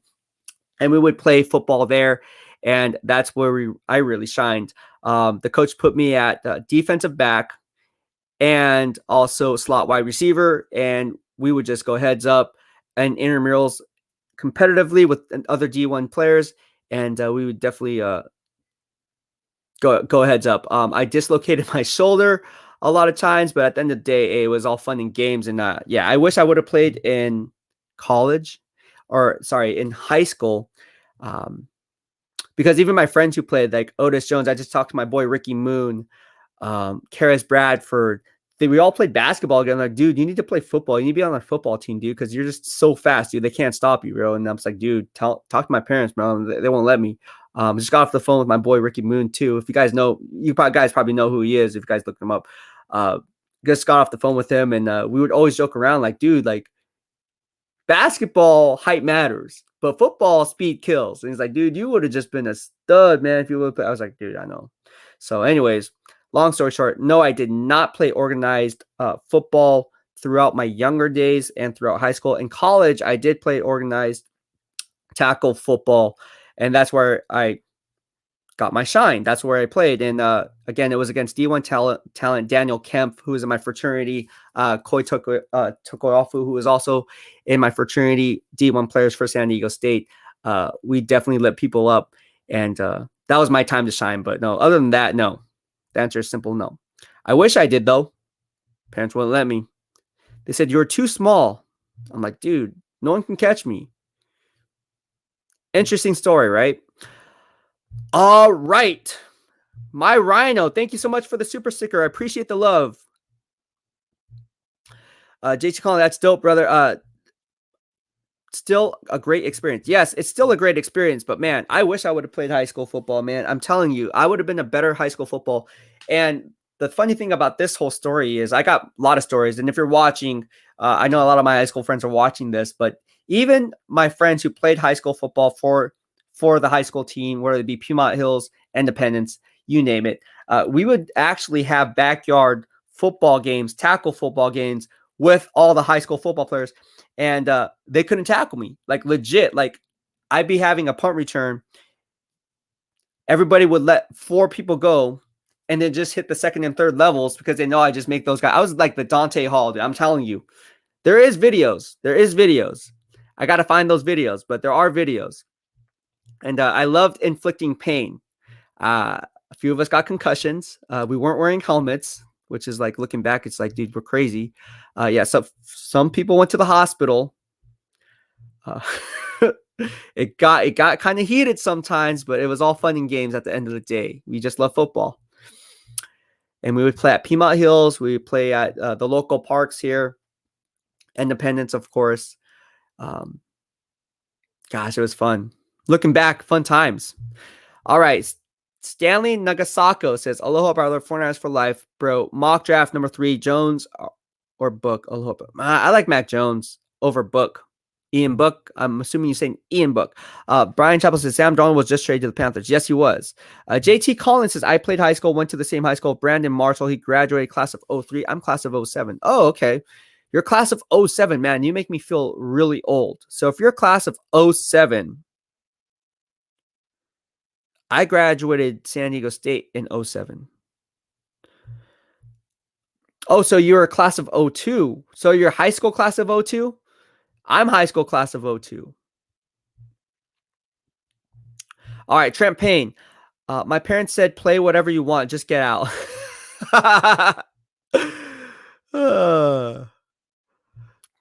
JT Collins says, man, I've seen Airless my first high school practice.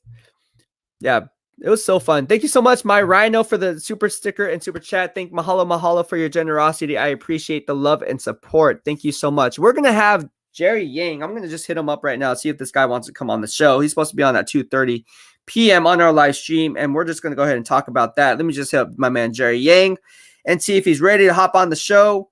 Actually, you know what? Now that I think about it, I can't have Jerry Yang on the show because the visuals are off and the audio is off. So that sucks. Just realize that. It's not good. All right. So let's go ahead and get to some of your questions, though. JT Collins says, Brandon is 02. I'm 07. Oh, got you. He also, JT Collins says, big upside beats, all the love and respect, my man. Thank you so much. I appreciate the love. Again, I really wish I played high school football, man. I'm telling you, I'm not afraid of contact. I love contact. I love knocking myself out as I do other people. I remember in high school, people never wanted to go across the middle because I would seriously be headhunting. And I know that sounds crazy because in today's age and society, it's like, oh, no, that's a dirty play. But hey, back in 2000s, bro, you could do that. Back in the early 2000s, 2001, that's what you're doing. You're looking to take someone's head off. Like, you're not going to go across the middle, bro. My man, Jason LaRose, who also did not play high school football and wasn't allowed to play high school football. I know he watches this. Me and Jason would be obviously the defensive backs patrolling the defensive backfield. I was the strong safety. He was the free safety. And we would interchange. And our mission was just to like patrol the middle. Like, we would bait the quarterback into throwing the ball to where either we pick it off or we would send a message early on like, hey, let's rattle this guy early on. So let's bait this quarterback into throwing this deep out. And I'll be on the other side just waiting, seeking missile. And once the ball arrives, just lay the wood on this guy. And a lot of times, we came out on top and it set the tone for the rest of the game because those guys never run those routes again. And the shorter man always wins. In football, the leverage game is a real thing, and I am vertically challenged to begin with. So more times than not, I came out on top because, again, lower man always wins in football. JT Collins says, I'd hate to play slot against you. Man, like I said, man, like it was just fun. Football's fun. So you were a quarterback, wide receiver, linebacker, and gunner. So you were pretty fast then. For you to be a quarterback, a wide receiver, a linebacker, and a gunner, not only are you versatile, but you're also very fast. You have to be fast to be a gunner, and you have to be strong enough to get off the line of scrimmage, and you have to be strong enough, obviously, to hold the point of attack at the linebacker position and setting the edge while having the athleticism to play quarterback. So you were probably really good. You were the juice. Like the bootleg version. Got it, bro. I got you. All right, so let's get to some of these questions out here. We have a lot of questions out here. Tommy Huxley said, "Is Kyler elite, as in Kyler Murray?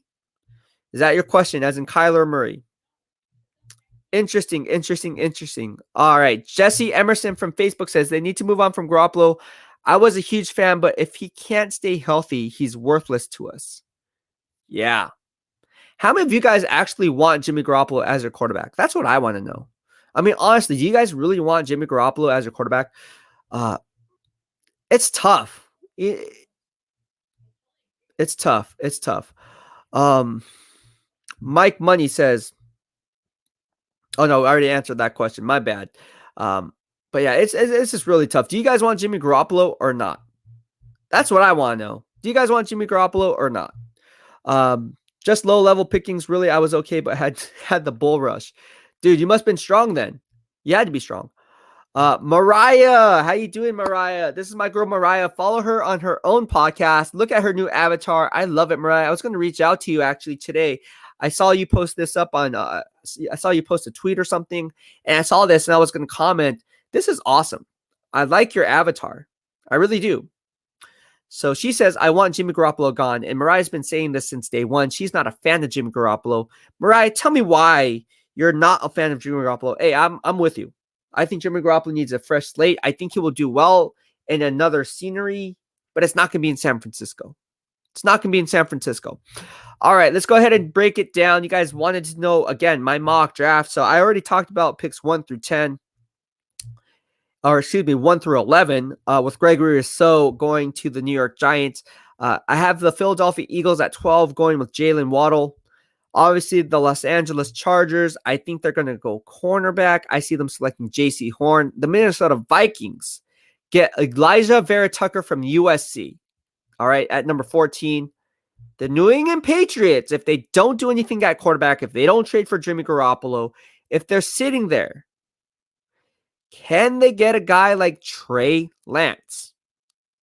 If he's on the board and he slips to number 15, now people don't think he might slip, obviously, because I'm sure some team is going to trade up, like I said earlier, to a hot spot at number 7 or number 8 for a guy like Trey Lance, leapfrogging one of those other teams in front of them. But ultimately, if the draft board as it currently stands, if Mac Jones is on the board, do they take Mac Jones at 15? I believe that would be the play. So right now, as it currently stands, with no trades being made, obviously, Mac Jones goes number 15 to the New England Patriots. Now, ultimately, I already said that Jimmy Garoppolo is going to get traded to the Patriots. That would change that line of thinking, but it hasn't happened yet. Arizona Cardinals at number 16 go after Travis Etienne. And that's pretty much where I'm going to go stop. The Las Vegas Raiders, they needed a lot of help on the offensive line. Don't be surprised if they go wide receiver Kadarius Toney, because we all know how the Raiders love speed, and John Gruden there loves his offensive players. However, the offensive line cannot be ignored. They just went ahead and traded Gabe Jackson for a 5th-round pick to the Seattle Seahawks. They then traded, obviously, Trent Brown to the New England Patriots, and they obviously traded Rodney Hudson, again, to the NFC West, this time the division rivals, Arizona Cardinals. So with that being said, they have a lot of moving parts. Yeah, they brought back Richie Incognito, and they still have Colton Miller, their 1st-round pick on the blindside left tackle position, but they ultimately need more help there. It's not looking strong. They could go offensive lineman. Could that be a Christian Darrisaw or a Wyatt Davis, offensive interior guard from the Ohio State University Buckeyes? Or do they go after and get a guy like maybe Samuel Cosme? We really don't know. So a lot of moving parts there. All right. Let's see here. Brian King says, Jerry, I'm going to try to bring you into the stream. I'm not sure if this works, bro. I know you're listening, man. Can you hear me? You probably can't hear me. See, the thing, I can hear you. You can hear me. I can't hear you. Turn your volume on. I don't know what's going on, man. I tried to have Fortnite's Ultimate Report on here. I don't know what's going on. Let me edit your mic settings. Let me see if this works. Yeah, I can hear you. So, how about now? Now? Hold on. Give me a second. Let me see if this works. If it doesn't work, then we're in trouble. It still doesn't work, right? I can hear you. I can But you hear can you. hear me. Yeah, I Sure. know. I know, bro. It's not working, dude. So we're probably gonna have to All right. cancel out today, or we can do it later today. I don't know what your schedule's like. I know you're a busy I'm guy. free. What I'm gonna do is I'm gonna try to straighten this shit. Well, I can't cuss. I almost cussed there. I almost cussed because I'm really irritated, bro. Because I pay for this service. I'm Yeah. really irritated. I pay good money for this, and you know that. So, after this Okay. live stream is over, because it is screwing up, and this is very unprofessional.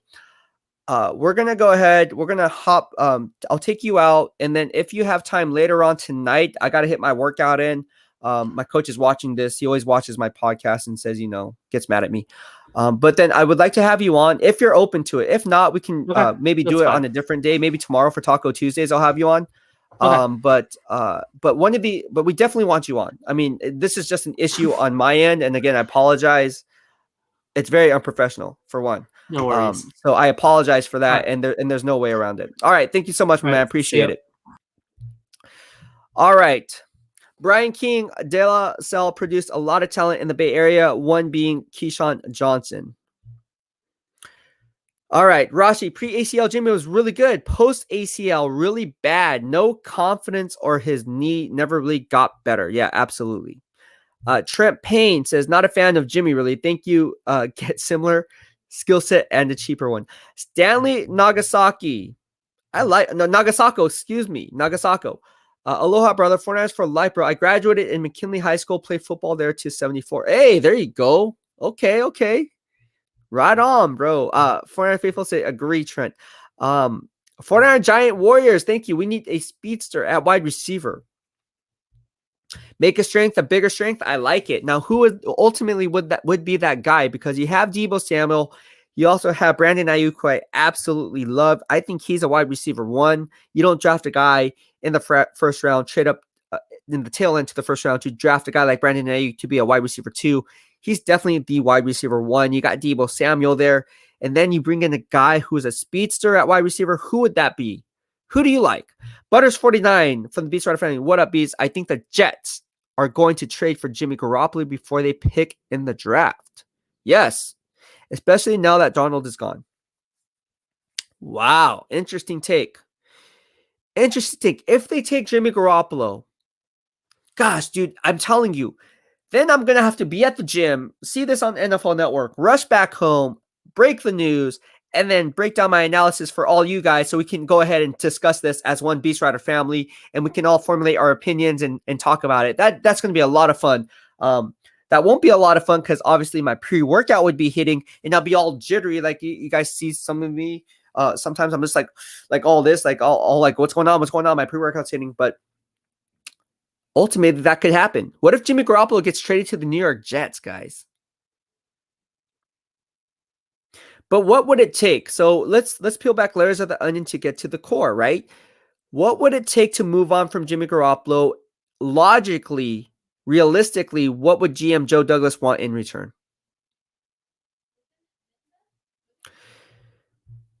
Interesting.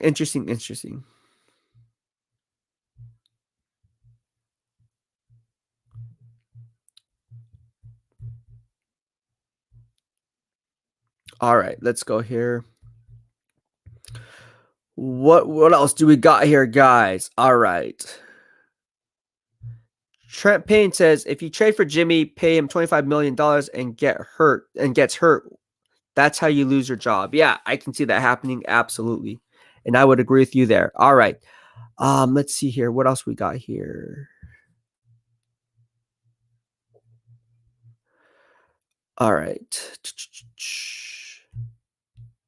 Bunk says Jimmy's injuries really prevented him from taking the next step in college offense, ultimately leaving him as a serviceable quarterback. Let me just call. Could you guys hear Jerry Yang? I just want to know if you guys could hear Jerry Yang when he was in the chat. If you could, just give me a thumbs up. I'm going to try to bring him on one last time, see if it's going to work. I think we might have found something. I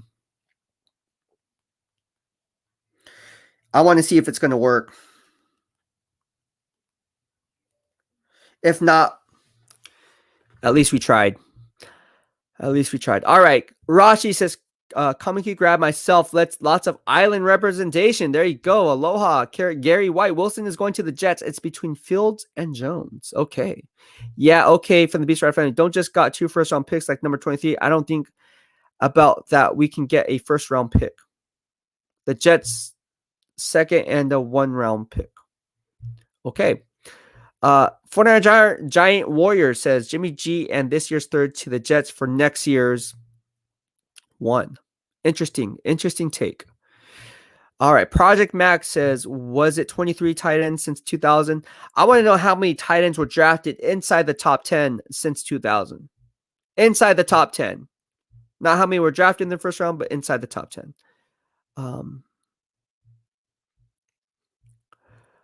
All right. Let me see if we can work this on. We're gonna have Jerry Yang hop on the back show. Maybe it'll work. Maybe my volume was not on. I don't know, dude. I think it was on the whole time, apparently. But you guys could hear Jerry Yang, right? Hopefully. All right. D. Giuliani, Jimmy G is not worth a first with a first in his pocket. Okay. All right. We got a lot of good stuff here. Oh, RM from the BEASTwriter Family. Fields is one of the more accurate quarterbacks in this draft. Ooh, okay. Alex Faulkner says, why do you say Fields is inaccurate? He had 70% completion rate with 70% of his yards being air yards. I look at it like this, man. Just because the ball is completed doesn't make him accurate. It goes back to what Kyle Shanahan said. When you analyze a quarterback's play on the accuracy of that quarterback, does he throw to the receiver in stride, or does that receiver have to pump the brakes in order to come back for the football? Does he throw on the proper shoulder in stride? Does he throw behind the receiver or in front of the receiver? So again, it comes back to the wide receiver pumping his brakes. That's the difference between an accurate quarterback or an inaccurate quarterback. For me, Zach Wilson is the more accurate quarterback of the two. Now, if you watch the pro days, you will see what I'm talking about. Both those pro days, there were throws where it's like, not good. Both those throws were not good. But at the end of the day, I would say, and after watching game film, that Zach Wilson is a little bit more accurate than Justin Fields. Not saying Justin Fields a horrible quarterback and that he's definitely inaccurate 100% of the time, because obviously 70% completion rate is not bad. But again, does he throw to the receiver in stride when that receiver makes the catch? And also, does he throw on the proper shoulder? All right, let's see if we can have Jerry backing. Better? I can hear you. Can you hear me? Oh my gosh, this is a miracle, dude. It worked. Dude, I was so freaking pissed, dude. No worries, man. Technical difficulties, It's not your fault. It's the technology's fault. Yeah, but it's still unprofessional. It's still my fault. Ultimately, no one cares about. I'm not one to make excuses, bro. Like, I think that's total. Man. Stop beating up yourself. No, because it's embarrassing, dude. It's embarrassing. So, anyways, was it your volume? It was your volume. No, because I had it up on high, dude. That's the thing. Oh, really? So That's weird. I don't know. I don't know what internally is wrong, because it's the software. It's obviously the software, because obviously it's the software. So, anyways, I got to talk to StreamYard and tell them, hey, you guys are screwing up.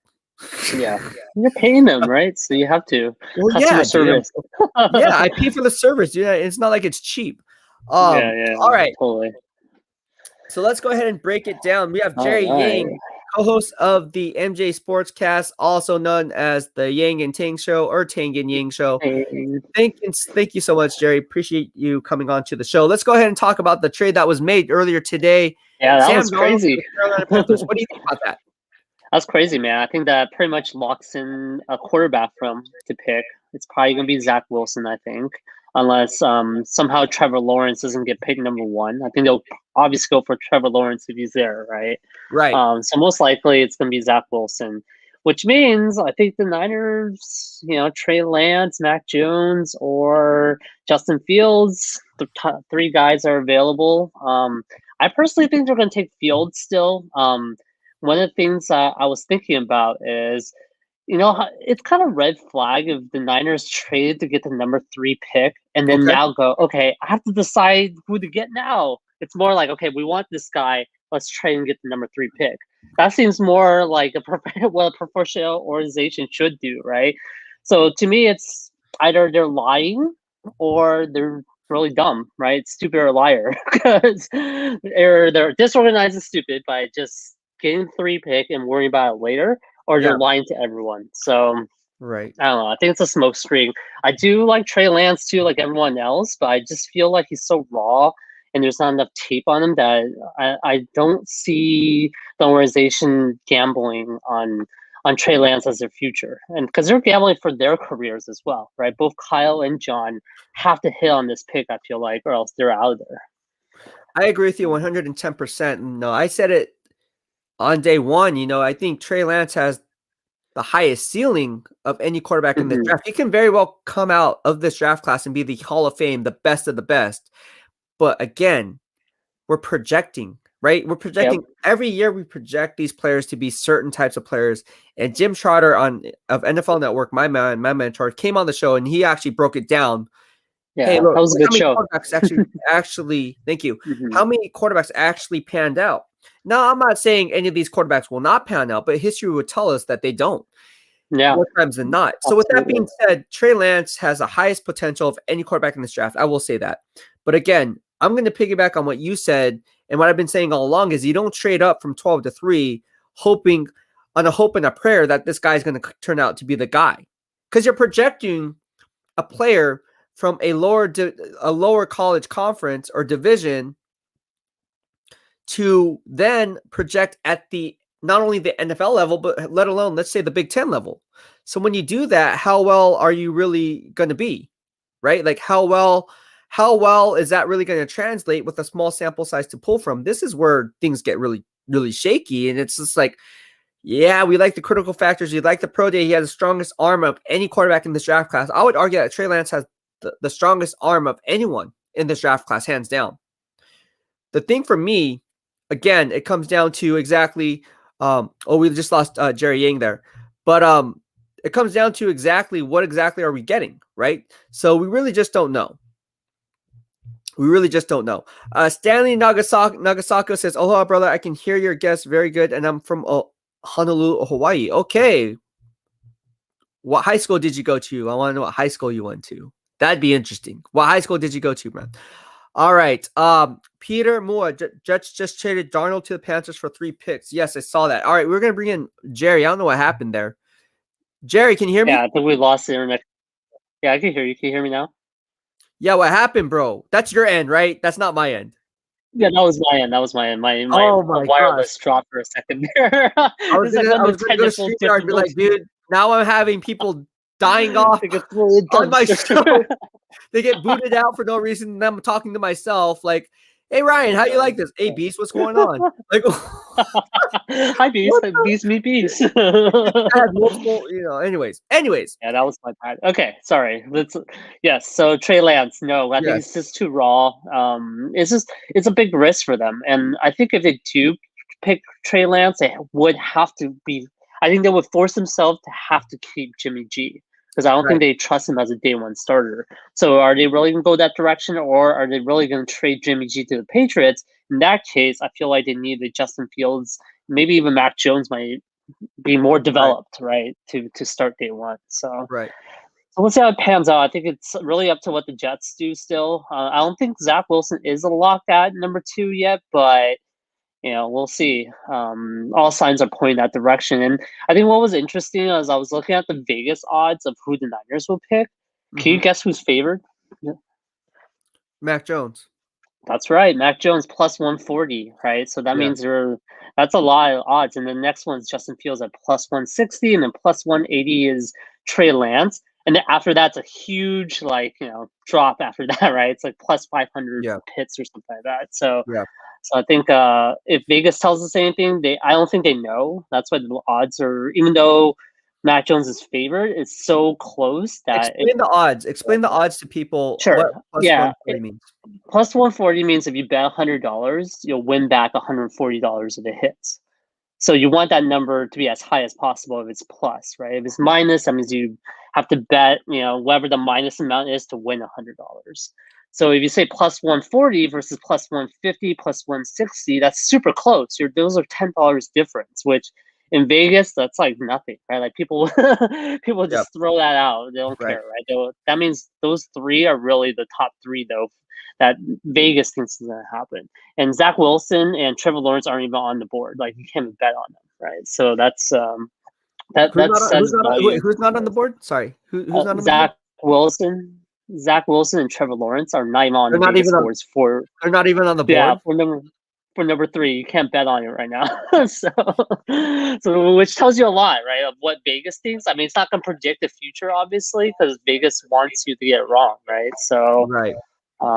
but it says something what they think from their stats and their connections point of view. So Right. All right, Mel, my good friend Mel, she had a question for me. Now with Donald gone to Panthers, I don't see them moving up to number 2 for a quarterback. Do you see any other team able to move up to number 2? I wouldn't say never, but I look at a team that could possibly make a play. I mean, you look at a team like the Denver Broncos, right, with Drew Lock there. Could they possibly make a play for a quarterback? Absolutely. Could the Atlanta Falcons possibly move up from 4 to 2 to get a quarterback? Absolutely. Those are the two teams that I would say that's drafting inside the top 10 who would logically make a play inside the top 2 for a quarterback that they see fit. I'm looking at the draft as it currently stands, and I just don't see any other of these teams that would actually make a play for a quarterback because every other team has pretty much set. I mean, Dallas Cowboys have Dak Prescott, New York Giants have Daniel Jones, Philadelphia Eagles have Jalen Hurts, and so Denver Broncos, they have Drew Lock. So yeah, they're the only they're probably the only team that's going to be like moving up inside the top 10. Or sorry, they're already in the top 10, but moving up to number 2. Do you think the Falcons would with because Matt Ryan's getting up there, right? Do you think yeah, so that's so the Falcons, Falcons, right? Falcons at 4, and then also the Denver Broncos. But outside of that, it's going to be got it. Sorry, I must have missed that part. Okay, cool. Yeah, I agree with that. All right, so let's see here. Mel says, "Sorry, I'm late. You may have answered my question already." No, I didn't. I didn't answer your question. I didn't. You're not late. You have nothing to be sorry for. You're on time. Yeah, you're on time, Mel. You missed the audio mishap, so you're good. You're at the correct time. She joined at the best time. Yeah, I was about to say. All right, so let's go ahead and move on. Let's talk about Jimmy Garoppolo. I mean, there's a lot of talk now with the Jets moving on from Sam Darnold that Jimmy Garoppolo might possibly be traded to the New York Jets. Do you see that happening? I don't see that happening. I mean, it could. I'm not going to say never, right? Never say never. But I don't see why, because Salah has been there for a year, and he wanted him. I think he would have already made a play for him at this point. Because they already know who they're going to get, right? They know number one's probably going to be Trevor Lawrence. So at that point, they have the pick of the litter when it comes to the draft. So why wouldn't they make the move beforehand if they're going to do it already? So I don't think they will.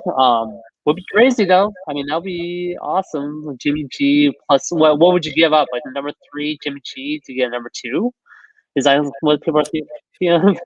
I don't know what it would be. It would just be gosh, because they would want a first round pick. If they want a first round pick with the New England Patriots who pick at number 15, they can actually leverage this and be like, okay, well, we're not getting 15, but could we get 23 because the Jets own 2 and 23? I just don't see it I mean, it wouldn't be out of the blue, right? Because all the pieces are in place in New York. But then again, you look at past behavior, the only guy who they really signed for the San Francisco 49ers is Tevin Coleman. Yep. So GM Joe Douglas is in charge. There is no power struggle in New York. Joe Douglas is the head honcho. Nope.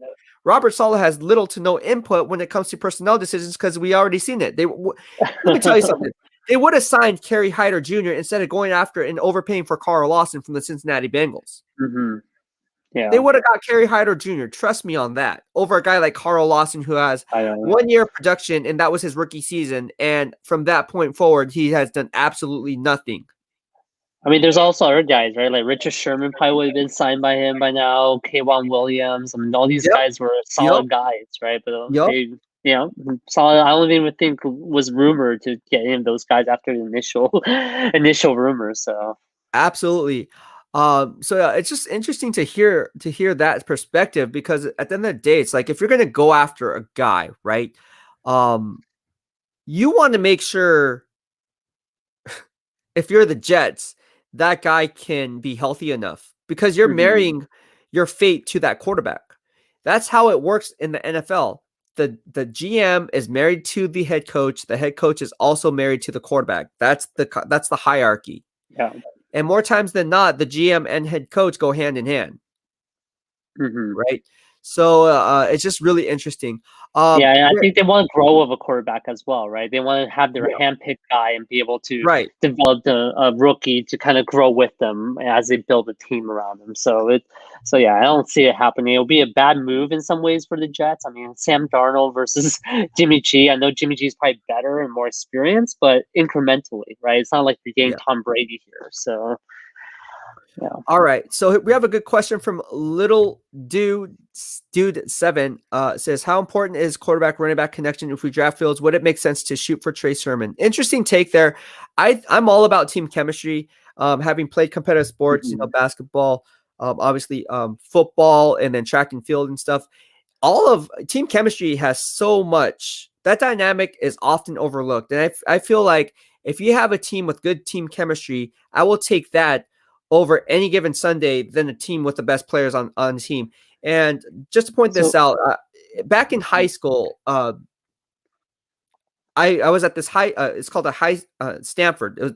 Congratulations to the Stanford basketball team who just won the national championship.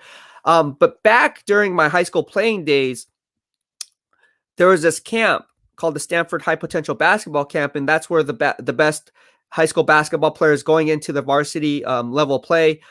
We were like sophomores and juniors, but we were going up against sometimes seniors. So all the scouts would go and just watch us play basketball at the Stanford High Potential Basketball Camp. At the time, I was getting recruited by Brandeis College, which is a Division III. But going back to it, my team, I was the starting shooting guard. I didn't like to pass the ball a lot. I just like to shoot. But hey, went in. My team that I was on, we went undefeated. Okay. We weren't the fastest, we weren't the strongest, but we had the best team chemistry. And we beat this one team that was just head and shoulders more talented than us by far. But we went out based on team chemistry. And from there, looking back, that was the best experience I've had in being on a team-oriented environment, to where, wow, we knew going into it we would win because of our team chemistry. Like, it's almost like we knew where things were happening before they happened. With them, it's almost like they had the better players, but the cohesiveness of them coming together was not there. And that's ultimately what set us apart. And we won that game by 3 points, by one possession. I totally remember that game. But yeah, that's why when you talk about Trey Sermon and Justin Fields, I think that dynamic is a strong point, because again, you're getting familiar. You played with the guy in college, so you know what you're getting at the next level. I think that would do wonders. Ultimately, will that happen? I don't know, but I'm very high on Trey Sermon. What are your thoughts on that?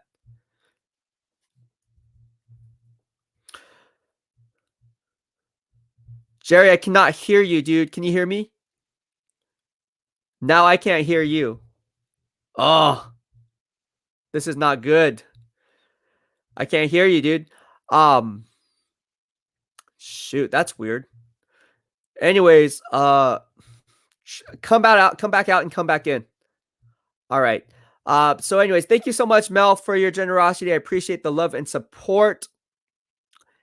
You think Panthers try Darnold first string? Yes, I do. I think they're going to use Sam Darnold. It's going to be a camp battle between Teddy Bridgewater and Sam Darnold to be who the starting quarterback is. Look, they can get rid of Teddy Bridgewater after, I believe it was June 1, and there'll be some cap savings there. It won't be much, but you do get a cap savings break, I believe, if I'm not mistaken, or the cap hit is significant, where the cap hit is significantly less. Look for that to take place. That can definitely fall into play. But thank you so much, Mahalo, for your super chat. I really appreciate it. All right, let's see here. Callie Bill says, ain't nobody trading a first for Jimmy. Get over it. Okay. Scott Davidson from the BEASTwriter Family. What up, fam? I'm hoping Niners draft Michael Carter, my draft crush. Any thoughts on him? I love Michael Carter. I spoke about this earlier on my live streams. Look, Michael Carter, to me, Javonte Williams may be one of my draft crushes, but so is Michael Carter. Michael Carter would be a perfect one cut back for Kyle Shanahan's scheme. I really like Michael Carter. He's my 4th ranked running back in this year's draft class. As my horizontal board currently stacks up to the running back position, it goes like this. Najee Harris, my draft crush number 1, right? Travis Etienne's number 2. Another one of my draft crushes is Javonte Williams out of North Carolina, number 3, and Michael Carter, number 4. I would love to have Michael Carter or Javonte Williams. Pick your poison. You obviously know how I feel about Najee Harris, but gosh, Michael Carter is such a beast, dude. Such a beast. Let's go ahead and take a look at what Michael Carter brings to the table in terms of his added value. Well, if you look back at his pro day, what did he do? Well, he put up the similar numbers. And again, I did my Javonte Williams podcast, also did one on Michael Carter. He clocks in at 5'8", 201 pounds. So if you're looking at that, you're not looking at a big statured guy. However, don't call him small. You can call him short, but it's like with me, don't call me small because dynamite comes in all sizes. And let me tell you something. If you're built at 5'8" and weigh 201 pounds, the way Michael Carter is built, running a 4.58 40-yard dash and a 6.833 cone drill, you are flying around the football and you are an explosive back coming out of the flats. Let me tell you something and double down on those gains. He had a 37-inch vertical, which ranks number 1 of all running backs on my big board. And he also had a 125-inch broad jump. And again, a 4.28 short shuttle, which is, I would like that to be a little bit higher. But aside from that, again, what you get, it's a 3.98 short shuttle, 119-inch broad jump, 34-inch vertical, 16 reps on the bench press, a 6.873 cone drill, and a 4.5 40-yard dash. Excuse me, I was reading off Trey Sermon's numbers. But looking back at that, even better. That's why I like Michael Carter ahead of Trey Sermon. Not just based on those numbers, but what you see on film. I like Michael Carter. I think he'd be a perfect system for Kyle Shanahan, and he could be a late day 2, early day 3 pick. No, day 2 pick. I don't think he's going to go to day 3. Scratch that. He's going to go in the 2nd or 3rd round. All right, let's try to bring in Jerry, see if it works. All right, how about now? Can you hear me now? Oh my gosh, there is a God. Oh, it's like the day of technical difficulties. Dude, what is going on today, dude? It's like office space, dude. Are you having a case of the Mondays? It's like, I know. Yeah, no, I'm having a case of Monday. What's my freaking red stapler, dude? The hell? Yeah, where's my red stapler? I'm serious, dude. It's like no, it's like, you know how bro? that scene they beat up the printer? I think you want to Oh, destroy StreamYard. Yeah. Want to be a gangster. Dude. Throwback there. All I need is Jennifer Aniston to come into play here, working at the local Applebee's, and we'd be good to go. Everyone's like, what are these guys talking about? Jennifer Aniston? Wear your flare. Remember, put your flare on. You have to wear your flare. Where's my stickers? Yeah, where's the sticker? Dude. Oh man. Anyway, okay. So team chemistry. I was about to comment on your team chemistry. So we have to stay professional. Professional now. Professional. Wait, what? You have to do the. Remember the hand comment. I'm serious, so I don't get fined. Hey, so let's go ahead and talk about some of these running backs. Who do you like in this draft class? Like, who do you like? Obviously, I mentioned Javonte Williams. Yeah. And obviously Najee Harris. Yeah, but aside from those guys, who do you like? Is there anyone outside of those guys? We already talked about that. No, because I mean, a lot of people are high on Travis Etienne, but I feel like he's kind of like a systems running back, and there's some injury concerns with him as well. So, to me, I think it's just those two that I like in the draft. I mean, running backs typically don't get drafted too high, anyways, right? Like I think unless they're like outstanding, I don't see like any of the other running backs getting drafted in the first like 1 or 2 rounds. Maybe a 3rd round or 4th round, you'll probably pick up a guy. But so to me, I don't know if there's anyone impressive enough outside those two. I think I do really like Najee Harris though. I think you the more tape I watched on it or the more shows I listen to you, I think I get really excited higher on that guy. You know? Well, don't listen to me, man, because I could be wrong. This guy could be. Well, you know what? We really don't know. Like, I don't know. Like, I can't tell the future, but we don't know. But I guess the other guy, I mean, you were talking about him, but Michael Carter kind of breaks a little bit of like, okay, he might be okay, but I think he's still like probably a 3rd round pick. So yeah, and Trey Simmons. I know there's a chemistry with Justin Fields and all that stuff, and you just talked about how important team chemistry is, but I think talent also needs to kind of play off as well. And I think it's harder to talk about team chemistry in football versus basketball, mainly because a locker room is so big. Right, like in basketball, you're starting five. You have a couple bench players that are there. Being cohesive, I think it's more obvious, right? So, like if you think of the Laker teams and the original Warriors teams, they all took some time to kind of ramp up and actually become this cohesive team with chemistry. But when it comes to football, though, you're gonna have a mix of guys who've been there for 5+ years. You're gonna be a mix of guys who are like the veteran guys that are even past that, and then you're gonna have rookies coming in. You're gonna have free agents come in as well. And I think to gel as a whole, you can't really look at two pieces, right? You can't just say, hey, the quarterback and right back has good chemistry. Well, what about the wide receivers? What about the offensive line? What about the tight end, right? What about the guys on defense that you're going to be practicing with, So, and I think the familiarity is going to be really important. But if you're a rookie quarterback, you're not going to be familiar with anyone besides maybe one guy. And ideally, I think running back is important to be gelling with, but you will want your line too, right? Like the guys that are snapping the ball with you. So you want him to be gelling with, the center, for example, so that you get your timing down when it comes to hikes and things like that. So I think overall, I don't think we should draft just because we think the running back's going to have a good chemistry with Fields if that turns out to be our pick. It's a long way of saying that. No, that's fine. That's fine, man. There's a question Niners All Day asks is, what round does Michael Carter go in? I think he's going to go in the 3rd round. Possibly late tail end 2nd round, but he's not going to get out of the 3rd round. And I really like Michael Carter. I think a lot of people are sleeping on Michael Carter. I don't think you should. He's going to be a really good running back for somebody under the right system. So I really like Michael Carter. But yeah, let's go ahead and talk about some of these other moving parts. Thank you, Niners All Day 55. I appreciate the love and support. What else is on our minds today? Like, let's talk about I don't know, the draft. Like, the draft's in 3 weeks, right? We're so close away. That's nuts to think about, right? That it's coming up, and I guess what do you look for when you actually sit down and watch a draft? Do you redraft your board based on what other teams pick, or do you still kind of keep your board and you kind of track through like, okay, they didn't pick the guy I wanted, but I knew this guy might be dropping down, or like how do you shuffle the board as there's like a lot of different factors that I play into it. Ultimately, it comes down to feel. I mean, I've been doing it since I started in 1998. And I legit have it like before Excel even existed. Like I had it. You hand wrote everything. Yeah, no, I can show you actually here. I'll whiteboard. Yeah, much. Oh, you have a whiteboard? Yeah, not a whiteboard, but I have. It's like Post-it notes. Yeah. So like people are like, "Oh yeah, cool story, bro," but like I actually keep this stuff. So you have a actual board that you're. I gotta find it. Yeah, but it's in here. Wow. Somebody. It's not a board. It's just like on a piece of paper, right? Where I have stuff, and then it's just like wow, because I wanted to refer back to what I was saying in real time and say, okay, do I even know what I'm talking about?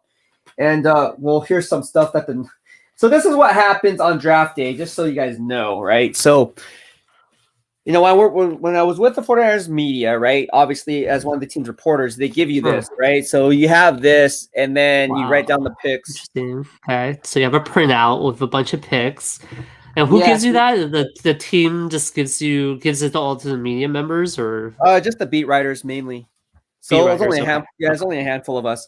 So then you also get all this cool history, like where players were drafted and stuff. So it's like a summary profile almost, like, okay, here's a team, here's a position. It's basically a snapshot, right? And then you also get this, right? So then as soon as they get drafted, they'll send you what's called a scouting report. So it actually breaks it down brick by brick. Nice. That's exactly what the scouts see, as a snapshot. So they see this. This is inside information. No. Kind of. Did they have really character issues on that? Is it accurate? Did they have character issues? I mean, that's not on there, obviously, because then Okay. that's kind of like I going was out. no, because I was wondering because when they were talking about like Aaron Hernandez and how they Yeah. took like there was like this like bar chart that showed like okay character issues, intangible strengths, and team leader or whatever. Yeah. I wasn't sure if you had like that type of breakdown as well, but We don't. it Get was on the that breakdown. documentary. Yeah, We don't get that breakdown, but you can formulate your Okay. own hypothesis on that, obviously. Okay. But yeah, they're not. How the gonna be like, oh yeah, this guy had this issue. It's like because I guess if you think of it Yeah. logically from PR standpoint, they probably don't want you to know that stuff anyway. That's So they're true. gonna That's ask you true. How about DeForest Buckner? Did they say we're gonna just trade them in 3 years because we're kind of done Yeah, with right. doing that? Right. So yeah, I don't know, man. Tradable, anyways- be tradable in 4 years after you win the Super Bowl or Yeah. make the Super Bowl rather. Crazy stuff, man. But anyways, yeah. So that's the stuff that That's a we pretty kinda cool packet, though. That's a really good insight. I think no one, on our side has seen anyone like give us a glimpse of what you guys get there. So that was Yeah, really that's- cool. Thanks for sharing that. There's more stuff, dude. Like we'll get transcripts. So we get they'll have transcripts. So when we ask questions, like when it's live, like we legit ask them the moment they're drafted, like within Oh, okay. 4 minutes, like after they're drafted. You get to probably- interview them? Technically, no, I guarantee it's probably like within 2 minutes after they're drafted. Yeah, we interview them. We go up to the front. Oh, my nice. my office, well, my cubicle. We're all in the same office, but my desk was like right in the front. So I just walk over there. You just put down, you can do two things. You can what people do is they usually put their cell phones down, boom, and then this is like the microphone, and all our microphones are here. And then you go back to your desk, and then you start tweeting stuff out as you hear it. So you'd be the first one to record it. Or what people do is they'll stay up there and they'll be the ones asking the questions. So like usually like with me, depending on the player, I would like to ask the question. So with Ruben Foster, one of the questions I asked was like, hey Ruben, do you have a chip on your shoulder? And then people were laughing at me because he had a shoulder problem. And I was like, no pun intended. I didn't mean it like that. But then he's like, yeah, do you have a chip? You know what I'm saying? And then I asked him to describe his game in one word. Any of those questions, those are my questions. And he said savage. And so then people made a play on savage with his jersey number. I see. And wow. So it's all you, man. So you created a trend. With Trent Brown, I was like, dude, you're a big guy. Like, what was your diet like? He legit told me this is right after. Obviously, they're not being coached up. Well, they're not being coached up. This is like okay. Like this is like when people ask you what your diet is after you've been drafted, it's all bets are off, right? So he's like, I have a diet, dude. He's like, I eat anything. I'm going to Chili's. Legit, he would say, I would eat anything I want. I was like, bro, like, how are you going to monitor your weight? Like, what are you doing? I'm sure he regrets saying that now, right? I'm sure he doesn't care. He doesn't care what BEASTwriter says. But at the time, I'm sure he did. He's like, so do you have all these questions like ready to go, or do you like based on who they pick, you kind of think about it on the fly? A lot of the times you just go off feel, right? So you gauge the conversation. So that's why it's so people make it look so easy.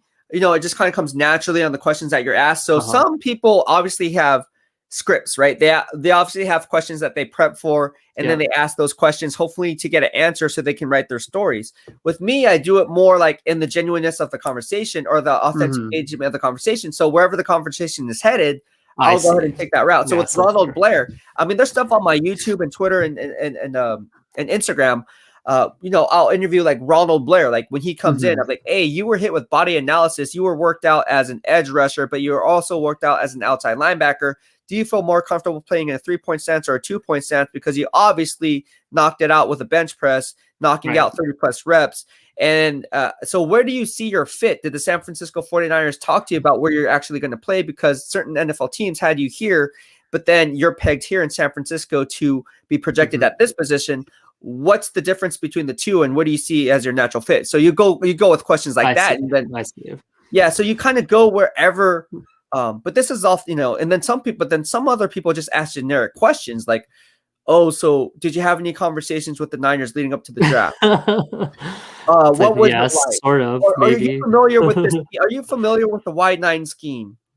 It's like those are questions that I wouldn't ask. It's like softball questions, right? They call it softball questions. But I'm not throwing shade, right? Because these questions, they do hold weight, right? Because if they don't know, it's almost like, whoa, you're going into that's a red flag, right? It can only burn you, but it can't help you. Right. But then if you're asking like real softball questions like, what's your favorite food? How's it feel? Yeah. Like, what's your favorite food?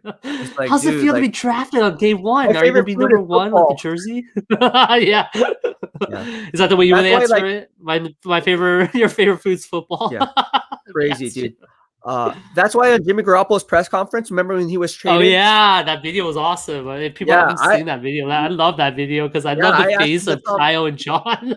Yeah, I asked him the Tom Brady question. I said, "What's the most important Yep. thing that you learned from Tom Brady?" Because he was the gold standard. Dude, his family was sitting right next to me, bro. Like I was Oh, front row really? and center.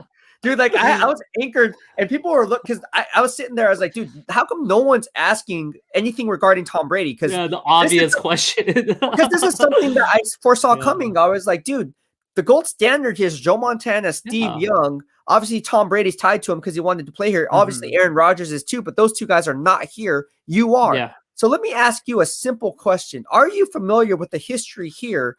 Obviously, Tom Brady being the standard, wanting to come here and didn't get. Dude, that went all over TMZ. I mean, everybody picked it up. I was just Why? like, I thought it was a good question. That was a legit question. So I don't know no, why that's people right. are That's what, flipping no, about it was. it. You know? No, it was the Okay. question. That's the question. Yeah, that that's the went viral. question everyone wants saying, to know, right? Think Yeah. about, I guess Jimmy G comes in and no one really knows who he is except for he was the backup to Tom Brady, right? At that Right. point. So you would think all the questions would be about, what experience you're gonna bring from Tom Brady or what experience you're gonna bring from Belichick even, right? Like what learnings you're gonna take from the Patriots to be a backup to now become a starter. Those are the type of questions I thought people would be asking, but it sounds like they didn't. So it's good that you got that in. All right. Mel asks, who do you see the Niners picking up with their second and third round picks? That's a question I Will can't they really still have gauge. picks? Yeah. I can't really gauge until the draft rolls around. But I mean, when you're sitting there at in the second round, top of the second round at number 43, you have to figure one of these running back needy teams is always going to trade up in the tail end of the first for a running back.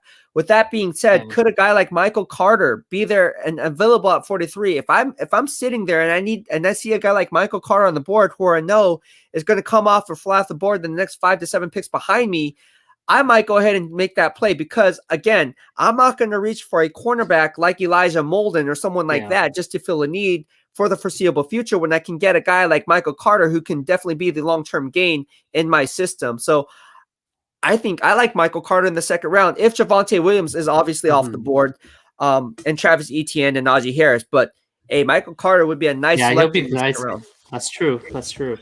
Do you think a guy I wanted called to ask you. Ryan Leaf. Oh wait, Ryan had Ryan Leaf as a Hall of Famer. Oh, no, I didn't. What are you talking? I've never said that ever. The Prison Bars Hall of Fame, maybe. Yeah, I've never said that ever. Go find a YouTube. Oh man, how big of a miss was that, right? I mean, that goes to show That's supposed to show what Jim Trotter said. All quarterbacks are so hard to find, and in some ways, I don't really like these like quarterback heavy drafts because think about that one draft with Jay Cutler, Vince Young, and Matt Leinart. Right? Everyone's like, "Wow, this is a really heavy, good quarterback draft." And I would argue maybe Jay Cutler turned out okay, but everyone else in that draft is fizzled or either backups or had short careers. So this could be the case, right? We might only be seeing one or two guys out of this whole draft class as a good pick. So, and we'll see. All right. So we got a question here.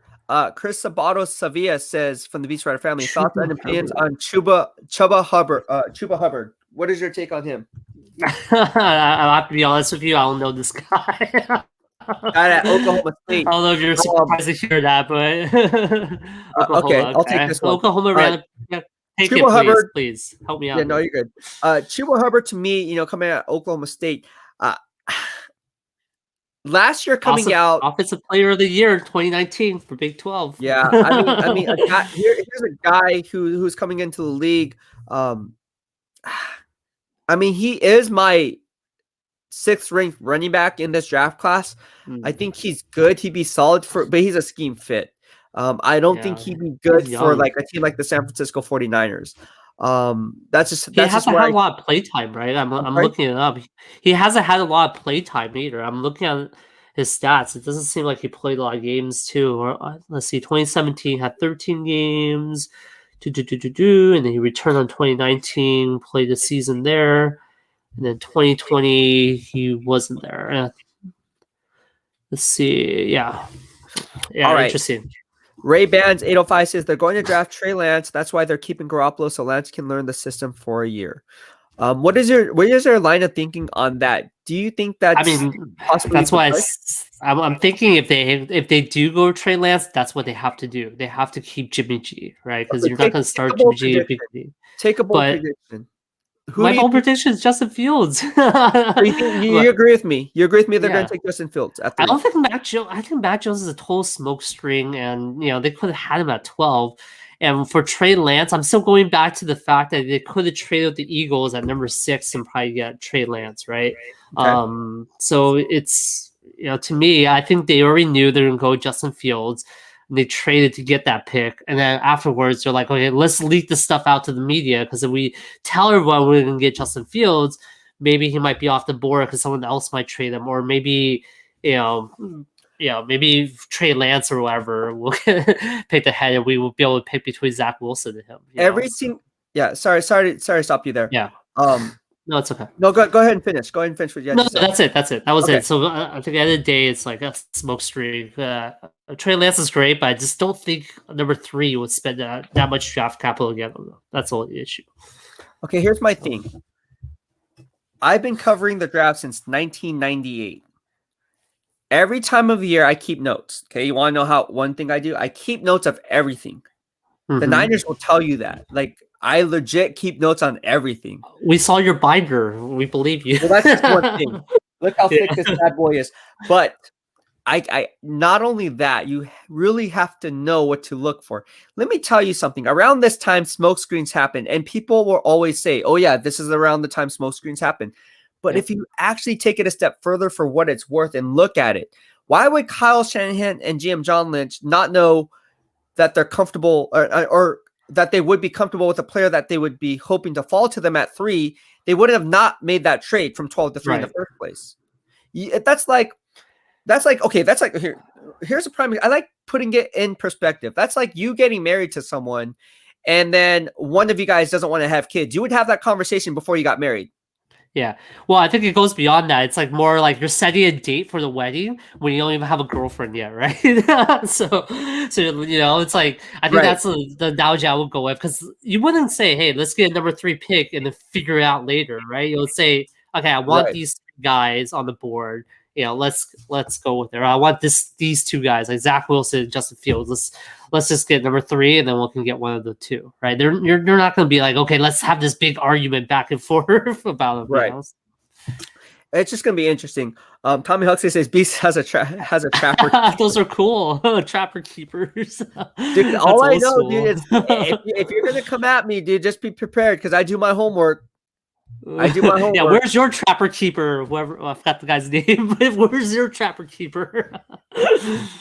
All right. Trash. Oh, I do feel bad for Matt Jones. I don't think everyone should, burn him as much.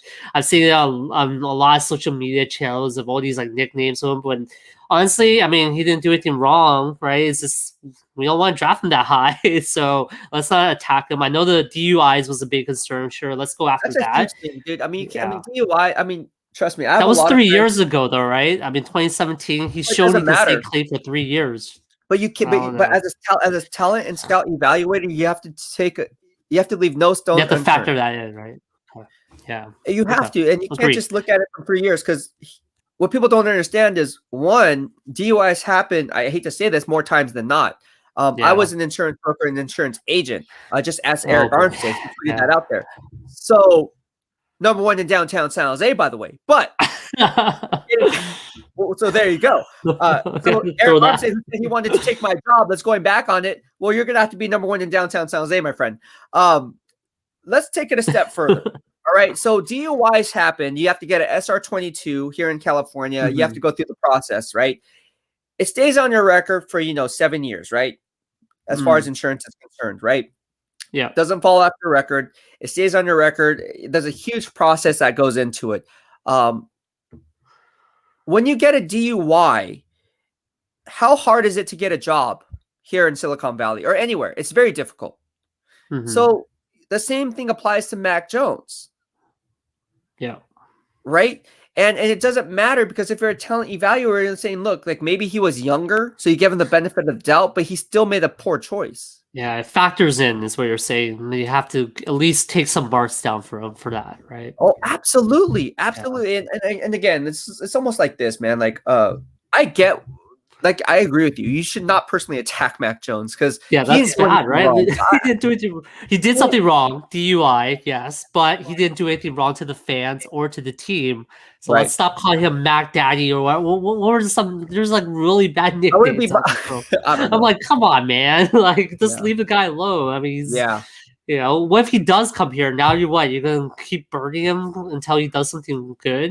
No, right? You're gonna have to try to support him. He's the choice. He's the choice, you know. So, I mean, the out of shape stuff. I agree with you. I think, you know, Tom Brady's out of shape and whatever. But I think also that is another thing that's a red flag, because if he can't stay in shape, that means what's his work ethic like? What's his diet like? Right, like what you talked about, you know. So, I mean, Tom Brady's out of shape, but was he out of shape at 22? Right? I don't think he's out of shape. You know what I mean? I mean, being in the fitness game, I don't think he's out of shape. I can actually vouch for Mac Jones saying he's not out of shape. Is this genetics or what? Like, no, I mean, obviously genetics play a role, right? But I mean, you can't just look at a guy and be like, oh, he's damaged goods, or he's not eye candy, so I'm not going to draft this guy. I think that's the first mistake as a talent evaluator a lot of scouts make, is because they look at him and be like, man, he doesn't look strong up top, or he doesn't, you know. It's funny because here some scouts were saying that Zaven Collins out of Tulsa looks like a beast because he's tall. Yeah. And they say he's big. He's not big. Dude, I'm bigger than Zaven Collins. Legit. I remember you mentioning this, It's just funny. So, like, what are you looking at? Are you looking at it subjectively or objectively? Because if you look at it for what it's worth, who cares what the kid looks like? Who cares if he doesn't have an 8-pack? Right. Who cares if he doesn't have big biceps? Who cares if he doesn't have strong, like big calves, strong quads? You know, no one cares about that. Can you throw the deep ball? Do you win games? I think everyone's just focusing in because they don't like him at number 3. They're just trying to like nitpick every single thing that's wrong with him. You know what I mean? Like, you're just trying to look for data points that are bad about him. You know, so I think you're doing yourself a disservice. I think number 1 should always be game film. I don't care. Hey, I would take a quarterback who's 300 pounds and overweight if I knew that quarterback can win me football games. I don't care what he looks. He could be eating Steve donuts. McNair, right?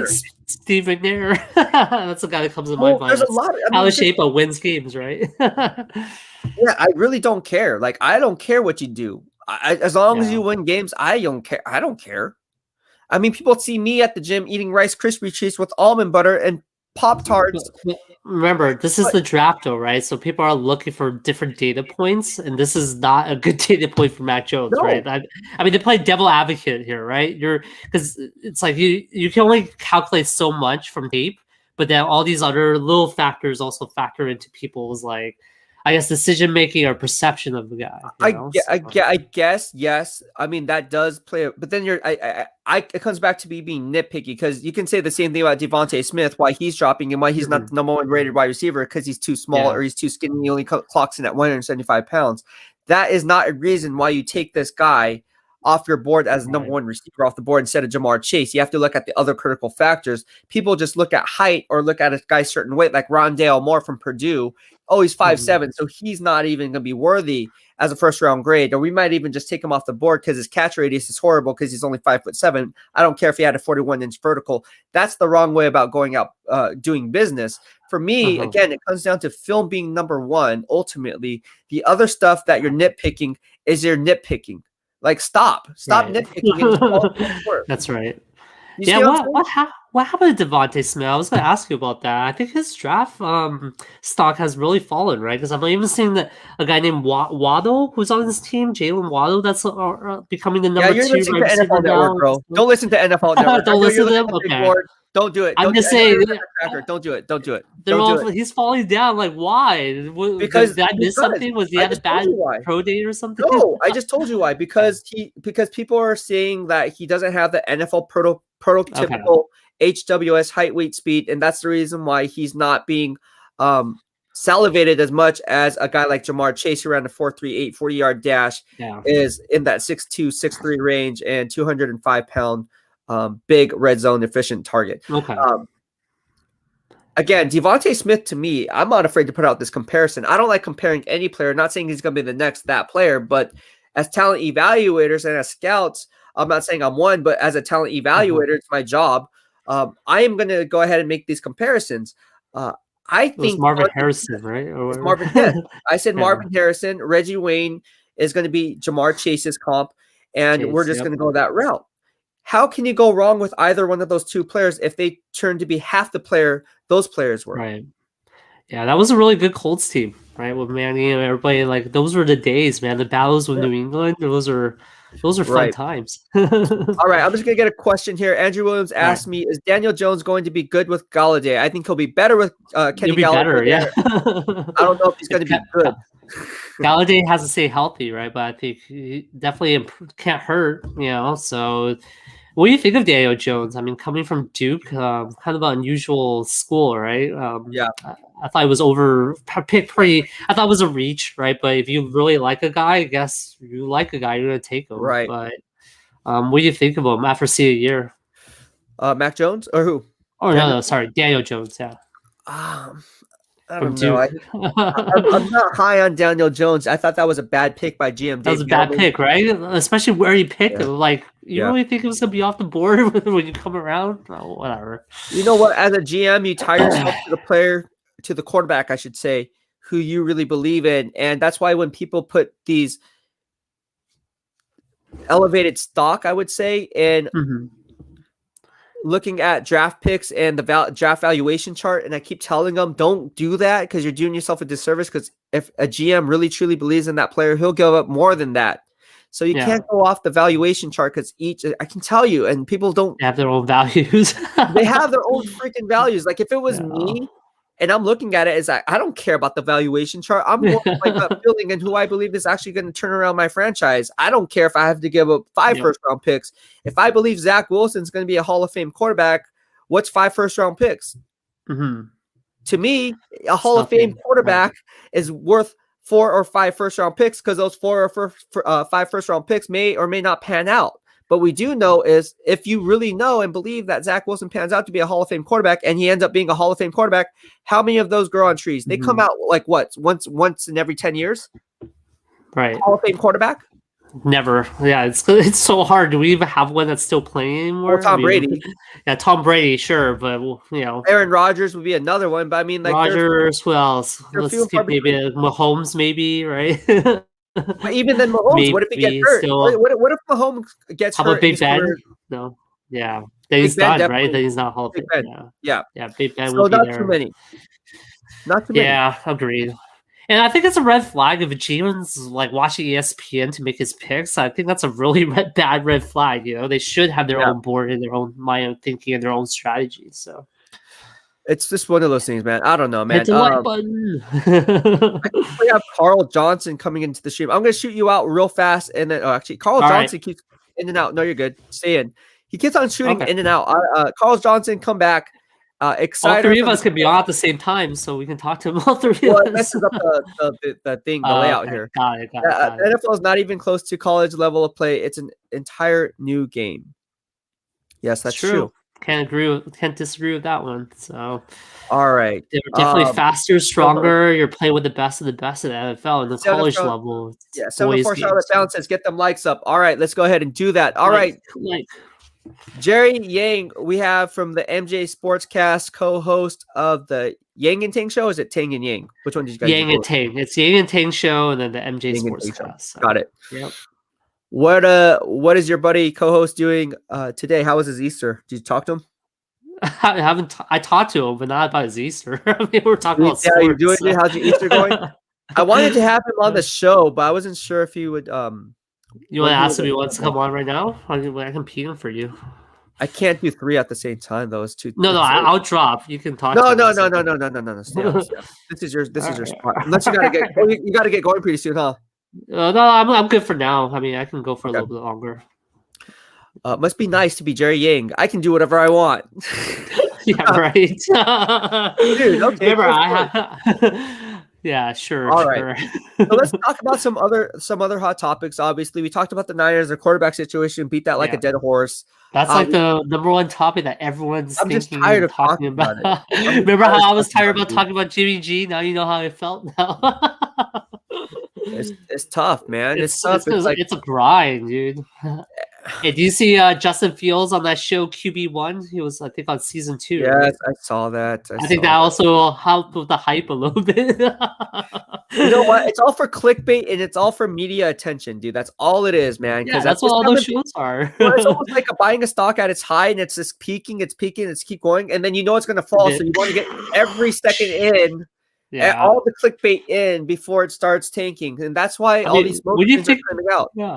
What do you think about all those shows? Like Hard Knocks or QB1, or are those like shows that you watch, or you just think, yeah, whatever, it's all marketing? Hard Knocks there is some truth to it, but a lot of it is obviously I'm pretty sure it's staged. The Niners have never been Really? on You think Hard it's Knocks staged? yet. If They they want to ask were, Jim I would Harbaugh to definitely be know. on, right? Harbaugh's like, no Yeah, way. yeah. All right, Brian Harris asked me, Warner extension, Dre Greenlaw impact this year. So Warner should be extended. I think that will ultimately happen That's once happening, Jimmy right? Garoppolo is removed from the team, saving the team $23.6 million in cap savings, while Dre Greenlaw's impact this year will be much improved. I'm not going to say he's going to be a Pro Bowl player, but he's definitely on the rise. What's your take on Jerry Yang? What's your take, Jerry Yang? I love them both, man. I love Warner. I like Trey Greenlaw. I think Trey Greenlaw has really shown a lot, actually. Out of a lot of defensive players, he's filled in nicely. I think he was the guy that stopped Seattle during our Super Bowl run, right? On that one game, I think that was his most notable moment up to this point. But yeah, I mean, great. We always talked about it. I think Fred Warner should be extended, and I hope it happens soon. And yeah, I think Drake Greenlaw will be more and more of an impact player as the years go on. So hopefully he'll stay with the team longer and not be trade bait in the future. You never know, dude. You never know. All right. So I have a question from Andrew Williams. I'm not sure how familiar you are with the Giants, but I think this is directed at me. Are Giants making to the playoffs this year? I don't think the Giants are going to make the playoffs this year simply because they have way too many holes. When you look at their roster, obviously, can Sterling Shepard sustain a full 16-game schedule? I don't know if he can do that. Obviously, he's a good wide receiver too, but is he a wide receiver one? No, that's why GM Dave Gettleman went out and got Kenny Galladay. And then you roll over into what they exactly need. They still need offensive tackle help. They need interior help along the offensive guard position and offensive center. They obviously need an edge rusher in that 34 base defense, and they need a strong safety. So there's a lot of moving parts there. I don't see them making the playoffs or being in playoff contention. I guess the only thing going for them is that division. Though the Cowboys got better because Dak's gonna be healthy, right? And the Eagles obviously are getting better. So I don't know. I guess that's the only thing going for them is maybe their division they can try to sneak in. But I agree with you. I think Sterling Shepard's really good. It's just like you said, the health concerns. But as a number 2, he's always been a really solid number 2 there. And then you're gonna have Saquon Barkley back. So I think offensively you're gonna look better. They've always been decent on the defensive end, or from what I saw. So I think they'll be okay. But yeah, that division just got a lot tougher. With Washington being on the top along with the Cowboys, I think it's gonna be a 2-horse race there. So. Yeah, I agree with you. I don't think the Giants are going to be in contention simply because they just lost too many assets, man. I mean, you have Dalvin Tomlinson going from the Giants over to the Minnesota Vikings, if I'm not mistaken, and you see what they're doing over there with Stephen Weatherly, getting him from the Carolina Panthers, and then they also signed Patrick Peterson. Minnesota Vikings are obviously making strong plays there, but again, the defensive line for the New York Giants outside of Leonard Williams, what exactly do they have there? It's not much. It's not much. All right, let's go ahead and move on. No. Niners all day. No, Niners all day. This says no. Yeah, they're not making the playoffs. Zach Wilson to the Jets. Tobias England says Troy Warner. What round is he projected? I think he's going to go undrafted, man. I think he might go undrafted. What is your take on that? Is he in this year's draft? Is he in this year's draft, or he's going to be in next year's? He's in this year's? He's in this year's draft. In this year's draft, yeah. I mean, I don't think I've heard much from him, so I tend to agree with you. He's probably going to be undrafted, so... Maybe practice player for us. That'd be good. All right, Exciter. ESPN analyst thinks Zach Wilson to the Jets. That'd be Mel Kiper. It's on ESPN now, I believe. So, you said stop listening to them, right? Well, Zach Wilson to the Jets is a very true possibility. Obviously, they don't have a quarterback right now, so obviously that's going to be the talk of the town. Again, it could be for clickbait, but we don't know what's going on. It's not a hot take. It's not a hot take to say Zach it's not Wilson a hot to the take. Jets. I mean, sorry, it's like we've all known that. So, but don't be surprised. Yeah, we'll see. Man. I was about to say can't rule that out completely. And I think the thing with Zach Wilson is playing at BYU. I don't know if his skill sets are amplified in some ways by being in a weaker division. I know Notre Dame's in there, right? With the Independence. I think they're in the Independence Conference. So, maybe he's being amplified a little bit more by just being in that conference. And we're in some way, I feel like we're overvaluating him, just like how we're doing it with Trevor Lawrence too. And I think you talked about that at the beginning of this podcast, right? So. Right. So really, there's no sure thing in this for QBs. All right, personally, I'll be okay with Fields. If we get Fields instead of Zach Wilson, I don't think it'll be a bad move. So to be honest with you. So I'm going to talk about something. I don't know if you're open to doing it, but I went on an earlier live stream, talked about what Carlton Davis, the Tampa Bay Bucks, put out. That racial.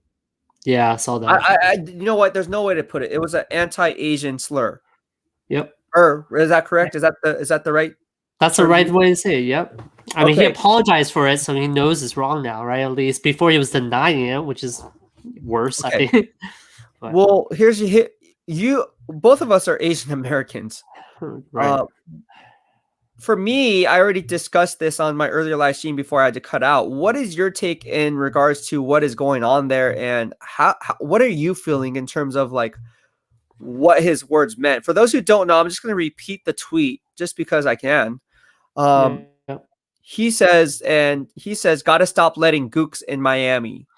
And then he doubles down on that, deletes the tweet, and explains his rationalization for using the word gooks. And he said, I would never offend any group of people. Your reporters can look for another story to blow up. The term was directed towards a producer claiming he ran Miami. With that being said, I'll retire that word from my vocabulary, given the hard times our Asian families are enduring.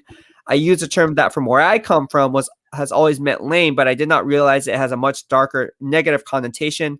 I have learned my valuable lesson, and I want to apologize to anyone that was offended by seeing that word, because we need to focus on helping each other. Here's my thing. That could be all true. I'm not going to say it, but then let's take it for what it's worth, right? I mean, he said, here, no, listen. Yeah. Davis then screenshots and sources Urban Dictionary of all places, but fails to leave out the primary definition of the word and got called out for it by other people on Twitter. We know where this is going. He said he didn't know, but he did know. Why did he leave the most important part out of the dictionary in Urban Dictionary as the primary source of the word? And for him to say, I didn't know, and in my hood or whatever, in the area that I'm from, South Florida, it's socially acceptable, right? But yet, if I use the N-word or any other offensive racial slur and called it slang in my hood, does that make it any less offensive? No. So don't cry wolf now. This is on you, Carlton Davis, so own up to it. I mean, how many... here's my thing. The Bucks need to fine him or fire him or whatever, because at the end of the day, if you sent a mass email at work, right? I'm talking to everyone. Would you be fired? No question. How is this any different, but only on a larger scale? This is out to where everyone can see it. Yeah, it's such a bad example too, right? Because all these people probably look up to him from the Tampa side, and why is this socially okay in his hood? Even that's his explanation, and that's the part that I'm a little bit frustrated with in terms of his tweet, like especially his follow-up tweet. Is one, it's obvious that the agent got to him and told him, "Hey, don't say that. Go apologize now." Secondly, his apologize was an excuse, not an apology, right? Like he tried to make excuses for himself. Just own it and apologize and say it's wrong, and I'll help other people. Here's a donation to the Stop Hate community for Asian awareness, right? Like do something like that, and that's a more of a legitimate apology. To me, I think he's trying to cover his own ass, and he's trying to make an excuse on why he's doing it. There you go. You know, so not an apology. Right. He should get like some type of league fine or league suspension for that. That's unacceptable. And just take it a step further. Let's peel back layers of the onion to get to the core. These are his words, not mine. And correct me if I'm wrong. This is something I tweeted out. Bucks cornerback Carlton Davis said the word gooks means lame from where he's from. Well, the tweet doesn't register with me as it would read as such. Gotta stop letting lame in Miami. It makes no sense. It makes no sense, yeah. Furthermore, let's take it a step further. Right? I don't care, dude. Let's take it a step further for what it's really worth. If that was the case, right, and he said it was directed toward a producer claiming he ran Miami, I wonder if that producer is Asian. Right. I bet you he is. I bet you he is. We don't know for sure. That would be assuming, but I would like to find out who's that producer. Yeah. Come on, bro. Let's call it for what it is, bro. Too much Asian hate is going on here, and here in the BEASTwriter family, really we try to have good vibes only. Again, I know we don't want to talk about football, but there are really more important, pressing things that we need to discuss, and things like this should not go unnoticed. I mean, if you're talking on NFL Network or ESPN, are they even discussing this right now? Probably not. Nope. In fact, I was on NFL Network and ESPN all day today, and I didn't see any. Oh, I might have missed it. Did you see anything on ESPN? I could be mistaken. Nope. They were talking about draft, talking about Sam Darnold, talking about, you know, Zach Wilson being the pick. and the thing is, as an Asian American, right? Because they don't care, to be honest. Yeah. You don't think they care, right? But sorry, I don't mean to. Yeah. No, you don't think they care, right? If they actually care, this would be a piece for it. Yeah, no, they don't care.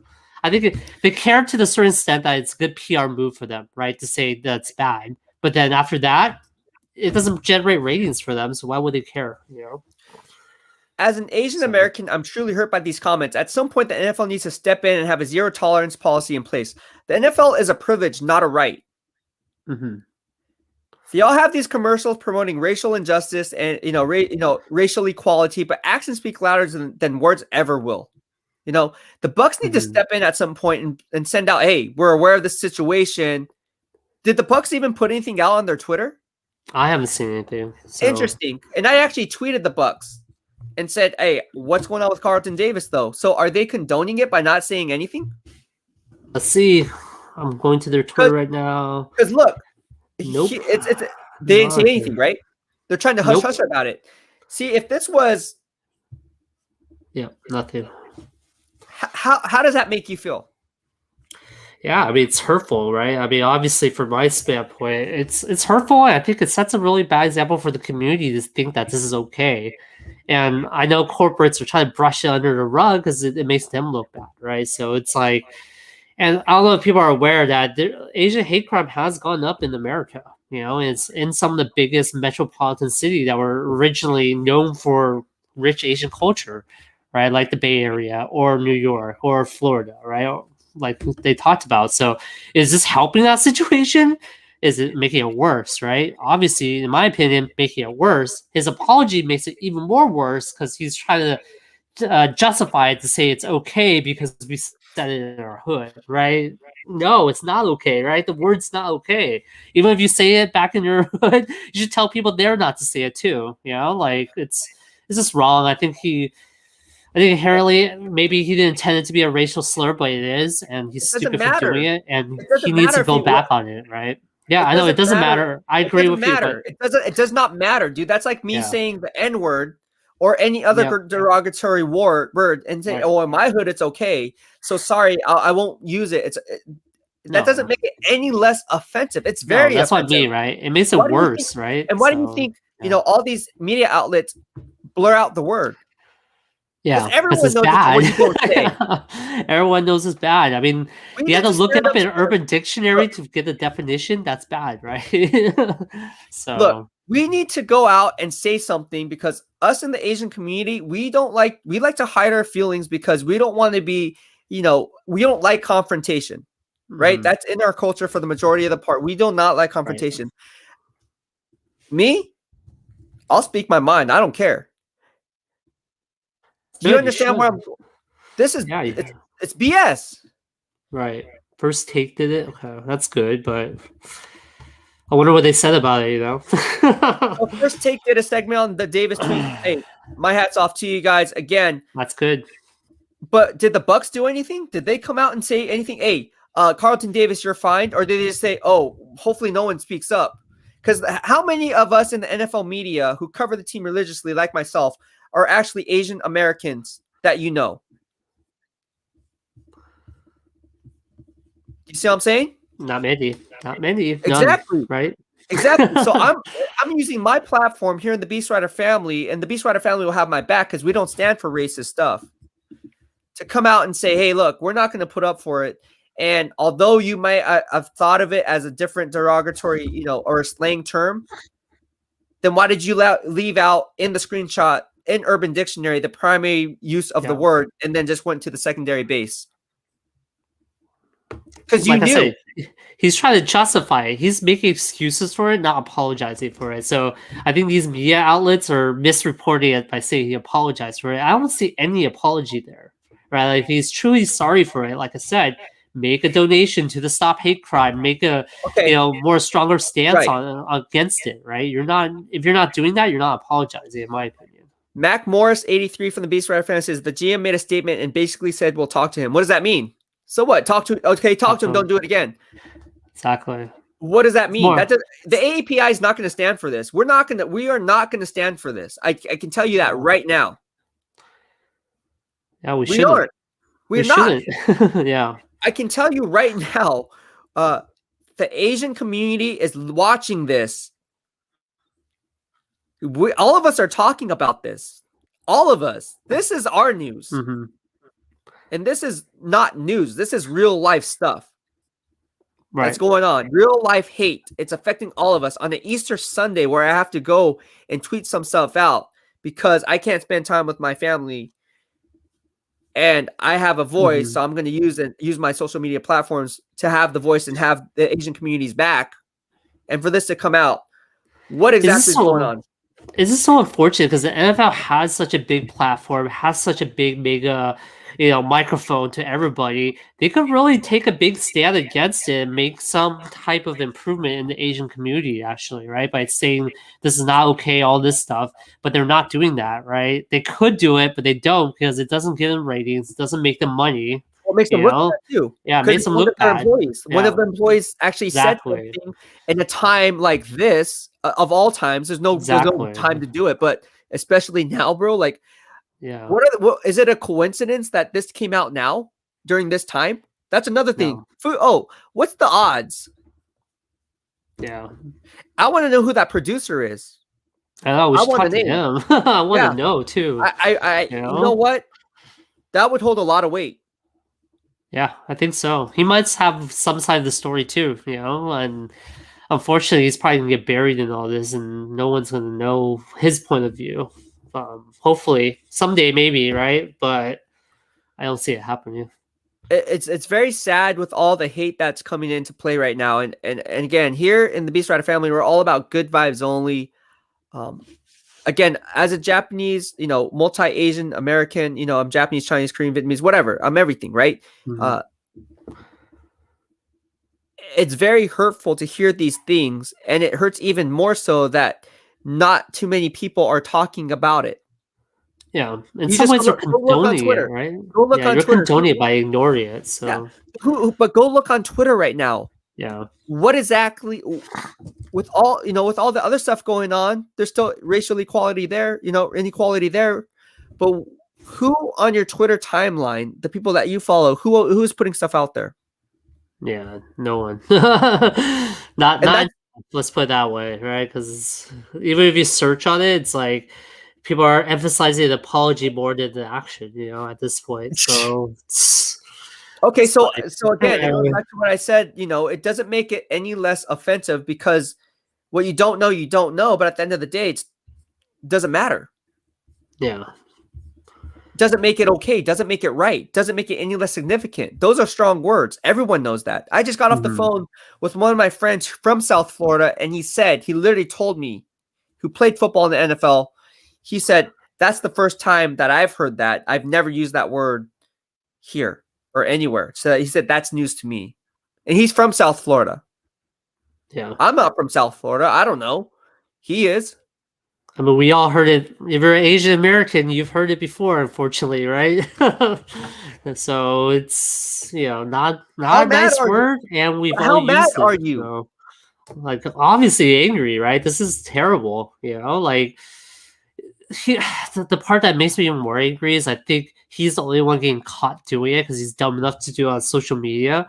Think about the rest of the locker room and people we might not even know that are saying things like this. You know what I mean? Well, so it's like, hey, Tom Brady's the freaking locker room team captain, and what is he gonna do? I mean, he's the face of the franchise. He's from the Bay Area. He probably has Asian friends. He's from the Bay Area, right? And he grew up. He went to Sarah High School right over here, bro. Yeah. So the Bay Area's community watching Tom Brady, seeing how he commands it. I mean, because you're guilty by association based on the team. Come on, Captain, do something, right? Step up, right? So, right. It's true. Yeah. All it takes is one bad apple to ruin it for everyone else. Of course. And if leaders lead from the front, and Tom Brady is the leader of the team, and he's from the Bay Area, where here in the South, in the Bay Area community, it's predominantly Asian, especially in San Mateo, right? I mean, that's like a big Japanese community there. So come on. Do something, Brady. You want to be the GOAT? This is your chance to show you're both GOAT on the field and off the field, right? It's one of those things. At least say something about it, right? I think he needs to at least say something about it. If he doesn't, then that shows his true character at that point. You think so? You think by Tom Brady not saying anything just shows his true character? I think so, right? Or at least part of it. I mean, he's not going to be the golden boy we all think he is, right? I mean, it speaks volumes to me. So. Yeah, I think more people need to stand up for what's right in this world. And the funny thing about it is, like, if it was any other race, what would the significance be there? Yeah. Do you understand what I'm saying? More amplified, yeah. I think about it as like a Middle Eastern slur, right? I think people will be like arms about it too, or like you said, like African American slur, worse, right?